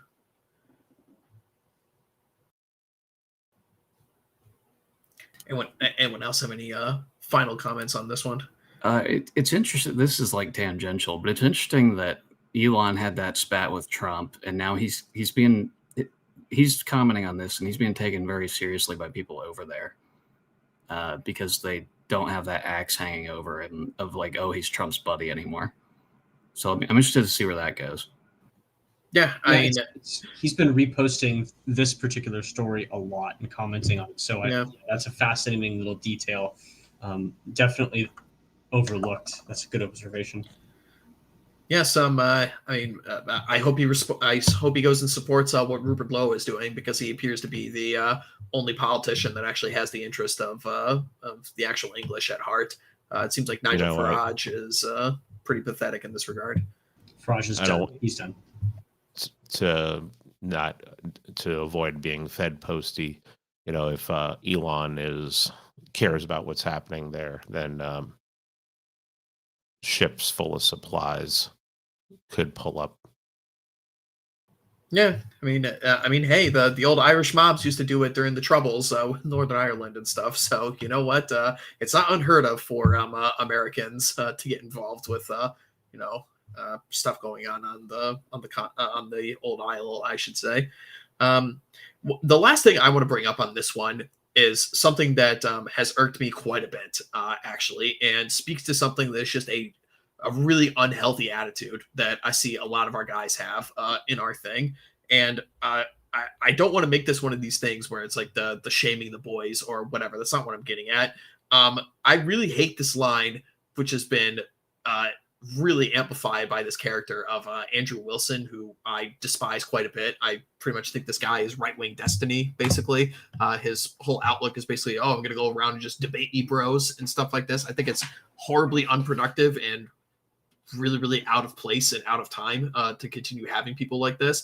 But he goes off on Twitter, had this whole diatribe about how, women voted for this, so they deserve it, right? And this speaks to a large faction of guys who are rightly angry about the current longhousing and feminization situation that we have going on in the Western world these days. However, I particularly want to push back on this because actually I came from these circles. I came from the manosphere circles. I know all these arguments. I know all these talking points. I know what everybody is talking about. And I understand where the anger is coming from on this one. However, I will say that this is just the wrong time and place to start bringing up issues like this. It is not right-wing. It is not traditional. And more importantly, it's not masculine in any way to let foreign invaders into your country attack and defile your women based on your women's voting patterns. Like, this is just ridiculous. It makes you look weak. It makes you look like, quite frankly, pathetic. It doesn't make other people want to associate with you. It doesn't make other people want to form other groups with you as well. It's like, you need to be channeling your anger for productive means. And there is a lot of discussion that can be had about things like women's voting rights or, how women behave in the current longhouse society that we all live under and stuff. But this idea that you're just going to do the, soy jack, watch Rome burn thing and just say, this is okay because now women are going to suffer the consequences of their actions, dude. It's like, we just need to stop this mass immigration. We need to stop all this foreigners crap and turning this into a gender war debate stuff, or even like the discussion of voting to begin with, right? Because it's like, nobody voted for mass immigration. Republicans, Democrats, Labor, conservatives, Tories, everybody anywhere, all sides of the political aisle has allowed this replacement to occur, whether through legal or illegal means, right? So saying like, you voted for this, it's like, nobody voted for mass immigration, dude. Nobody did. And it's a particularly subversive meme that people inject into the system thinking, Oren talked about this actually a great deal on his interview with Tucker, right? It's like, when you're focusing on, it's your neighbor who voted the wrong way for the Democrat. He's the problem, not the managerial elite who allowed all these foreigners to come into your country in the first place. So that's just one thing I wanted to get out on this topic. It is the correct and masculine thing to do for men to protect women in your society. It just is. All right. You can argue about this all you want, that the system is set up against men, and that is absolutely true. But at the end of the day, you just cannot. You're not going to be able to get sympathy the way women do with feminism. You're just not. There's never going to be a men's rights movement. The only way you fix this problem is literally just for men to take it back. And, I'm sorry, women are going to kick and scream and bitch and moan about it all the time. And you basically just have to come to the conclusion where you just don't care. It's like, no, I'm going to fix this problem, and I don't care about the incessant bitching. So, I mean, it's also one of those things where, now you're a democracy respecter. It's like, it's like, oh, well, you voted for this. It's like, well, I mean, look, I voted for Trump because I was hoping for change. I don't think there's anything wrong with that. I mean, what else is there to do? No one's overthrowing the government. That was pretty much impossible at this point. No one could put anything like that together.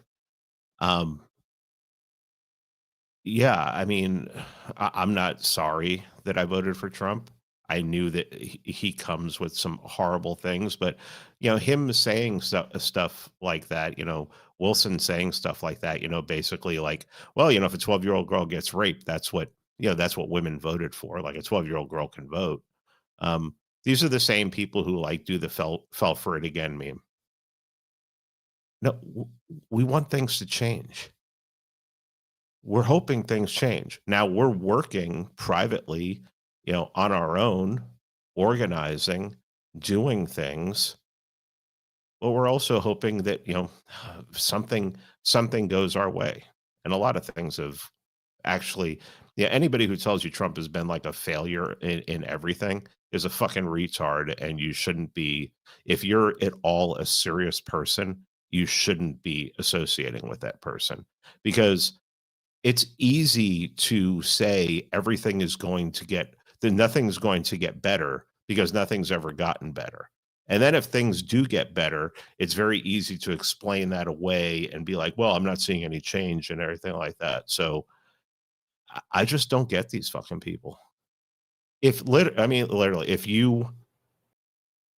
you're that black-pilled, just kill yourself. The thing is, it's like I'm sorry. Do it. I mean, there's no reason to live. And if your reason to live is to go on social media and like poke fun at people and call people and just fucking harass people, who's the loser? Mm-hmm. Yeah. It's just, it really just, I hate this kind of stuff because it also acknowledges another subversive meme that is thrown into people's circles, is that women have political agency. And they fucking don't, dude. They just don't. They change with the tides. They change with the wind. They imprint on whoever is the main influence in their life. If it's not a father figure, if it's not a husband, if it's not a boyfriend, if it's not some other strong male family member, it'll be the state. It'll be the broader society after that. Like, you cannot hold women to the same accountability in the political process as you can men. You just can't. This is just falling for egalitarianism all over again.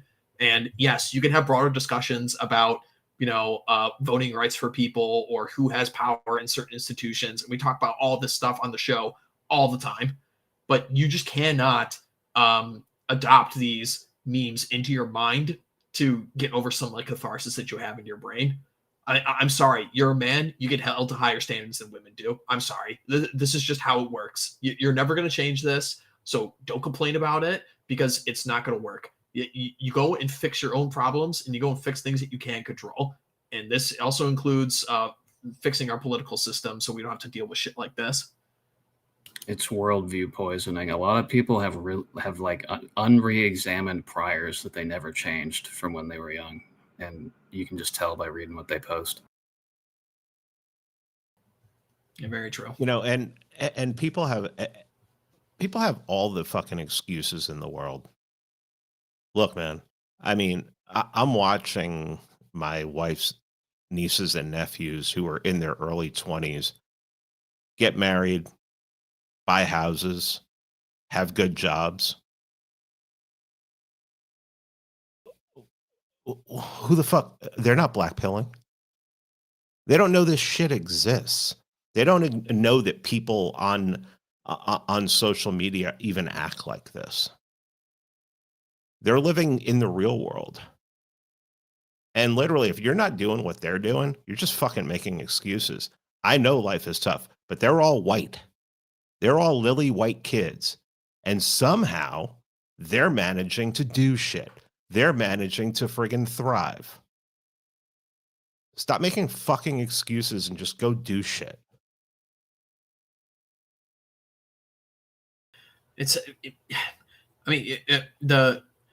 Your mindset really does determine your reality so much in so many of these circumstances. And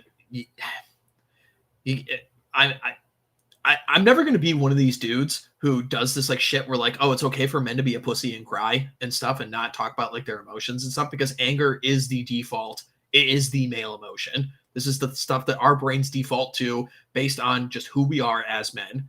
All right. And this gay, like, pussy shit that everyone says is like, oh, no, men shouldn't be angry. What are you supposed to be angry about? It's like, no, like, yeah, you damn well should be angry. There's a lot of things to be angry about in this day and age, right? But you need to be channeling that into productive means. And I really do think this is a huge problem. And again, why I despise this Andrew character so much. God, I remember being on a stream with him several years ago on one of like the Rule Zero podcasts. And the guy was just so unimpressive even back then, right? Not that he's gotten any better now, but there is a huge cadre of characters, not just in like the red pill manosphere, even though that's a huge part of it these days, but even in our political thing, who are just outrage mongers, and that's all they do. Their whole job is just to get you in a perpetual state of anger and never get you into something like a chapter in the OGC, or to get you a good job, or to start getting involved in local politics, or even to go to the gym, or find yourself a girl or something like that, right? This perpetual anger phase, like outrage content, debate me bro shit it's just so far gone at this point. If this is your mindset, dude, again, you're just not in the game. You're not going to make it. It's just like another point too is like in this case right here, it's like this is a 14-year-old white girl, man. It's like this girl should be defended. This is our great race. This is our resource. These are our people, right? It's like you see what has happened to young British girls at the hands of foreign gangs and foreign Islamic and Pakistani and God knows what other kinds of groups, right, have done to these people. We know what they think of our women. It's like there's just no argument you can make for this, saying that, oh, I'm just going to pass by a 14-year-old girl who's getting harassed by migrants because, the 19th Amendment or something. It's like this is just an untenable position. I'm sorry. Like, you have a burden of performance as a man. You just do. You can never get around this. All right, gents. Why don't we wrap things up tonight? Do we have to talk about Shiloh Hendricks? Let's we don't have to talk about Shiloh Hendricks. People saw it. We talked about this at the time. The people are coming after her now.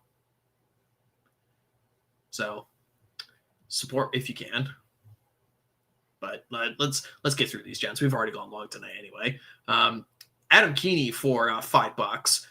Small wampum for pale face gang. Yes, thank you very much. We appreciate it. Thank you. Matty K for $2. Well, he said this earlier. Browns, clowns, and pronouns. Yes, that is definitely the modern Democrat Party. Mana used sushi for $5. Napoleon said that during revolutionary times, never trust a man over 40. They simply will not be able to grasp the situation. Damn, is that very insightful and very true. Wow. Some things never change. Yeah, and of all the men to make a statement like that, yeah, I guarantee you Napoleon knew what he was talking about. Very, very true. Can I do the meme? Do the meme. But I'm over 40. You don't count, Pete. That's funny. Donnie B for $20. I've only just finished listening to Pete with Stormy and Philos, episode 259. You good gents sure keep me busy. Well, thank you very much, Donnie. One of the few women that sneaks into the chat every single time we're doing one of these shows. So thank you very much. We welcome you. And it has nothing to do with the $20 you just gave us. All right. Thank you, Donnie. Thank you, Don. Yes. The Shadow Band for $10. It's a good name. It sounds like that'd be a good name for like a guild in Skyrim or something. We're the Shadow Band, you know. Anyway, for $10, reading about how rock and roll music is dying equals, or no, it's a sad face. Sorry, only 5% of new songs in 2024 were rock of any subgenre. But if we keep it in our hearts, it'll never die. Oof. That's pretty dark, considering there were the AC/DC songs saying that rock and roll will never die. So yeah. Oof. Rough. I mean, I it's on my watch later list. I still haven't gotten to it yet. But that the Tucker episode, but the music guy, talking about the subversion. Aaron of Lewis. Yeah, talking about the subversion of like country music and stuff. I mean, it's getting really bad, man. I mean, they are really going for that one hard, injecting a lot of blacks and browns in there, a lot of gays. They're coming for it. They're coming to pause country music in a really rough way. All right, and then we've got 3 very, very generous super chats in a row from one of our best super chatters, Mr. Paladin YYZ, excellent friend of the channel. Thank you very much, sir. Always happy to see you in the chat. His first one, he says, for $120. Thank you very much, sir. You were right. This was a somber one. Yes, it was. I mean, I knew it tonight when we were looking at all the stories we were covering throughout the week. It was like, oh, yep, this one's going to be a long one. He also sends us an additional $20. Thank you very much, sir. Somebody needs to inform Andrew about the limits of consent. What happened in that school cannot be consented to or voted on. What an idiot. Debate bros are inseparable. Yep, absolutely. Yeah, debates are gay. Total debate bro death in Minecraft. Here. And then the last super chat of the evening. Thank you very much, Mr. Paladin YYZ. He says, be chatting up with both the Cascadia guys and the Texas groups. You guys need a golden visa program where for fee we can get a wristband that allows access to all the chapters. Ha ha ha. Well, I suppose you wouldn't have a problem moving from chapter to chapter. I know some guys have actually already done that. When they moved across the states, they changed their chapter membership from one to another. So, yeah, you are definitely not restricted. If you're moving across the country and you need a new group of friends to hook up with when you move to a new area, definitely check the OGC chapter page. I know a lot of guys have actually done that now. They've gotten set up in new areas. Some guys have found employment with fellow friends. Reach out, man. The network is growing at pace. So, all right. What's the line again? Like 26 chapters in over 20 states. Yeah. All right, fellas. So that's us wrapping it up for this evening. Pete, what do you have to promote, sir? I actually just finished listening to your episode 1. I haven't gotten to episode 2 yet of your series with Thomas on Karl Marx. But what else do you have? I just dropped an episode with Stormy and Philos on spiritual warfare. But I just want to tell people that who are listening to the American Spirits and tuning in live, enjoy. It's some amazing work. Please super chat too. Those guys deserve it. They're doing hard work, and they're actually reading books. We get on here and just give our opinion on the news of the day. Those guys are putting in real work. So show them love by doing that. Yeah, they're reading a book a week over there, man. They are putting in the hard work. Charlie and Turnip are really working hard. You'll get some interesting anecdotes from their work too. Like apparently the way black people say, let me ask you a question. This is like the meme. This is like the American Spirits meme now. And I just that's from a Virginia colony, I believe. I love it.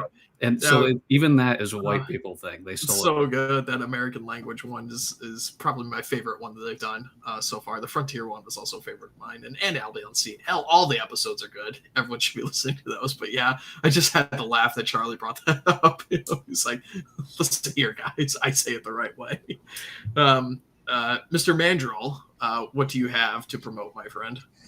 At the moment, I think the Cruel Fate of Bronze Age Pervert's still up. That's the last article I wrote for this particular organization. I think it's a good piece too. I mean, as a longtime fan of BAP and have promoted him for years at this point, I thought that was a good piece. So. Oh, thank you. Yes. I actually need to do more stuff for my own Substack now because I'm getting the itch to write. And every time I go a couple months without putting something out, I'm like, oh no, it's collecting cobwebs on my stack again. So I need to write more. Definitely. We'll see. I hope I have other commitments and other things going on at the moment, but I want to get another piece out within the next week or so. Definitely. All right, do it. And Melon, thank you for joining us tonight, my friend. Do you have anything you would like to promote? I don't have anything to promote. If you're in Pennsylvania and want to get involved, reach out. We have chapters in every region, and that's about it. All right, sweet. And for myself, I have decided to resurrect my own channel from the grave. Haven't been posting on there much lately, but on Sundays, I'm going to game for like 1 or 2 hours on the channel. So head on over there if you want to see some gameplay going on over there, just a little bit more low key. So check me out over there on Sundays at the RedHawk YouTube channel. So. All right, and everyone, please head on over to the Substack and subscribe. Oh, actually, I almost forgot to mention that our Substack, our submissions are open once again. If people would like to write on our Substacks, shoot us over an email if you have something that you might want to get published or you want to write a piece for the OGC Substack.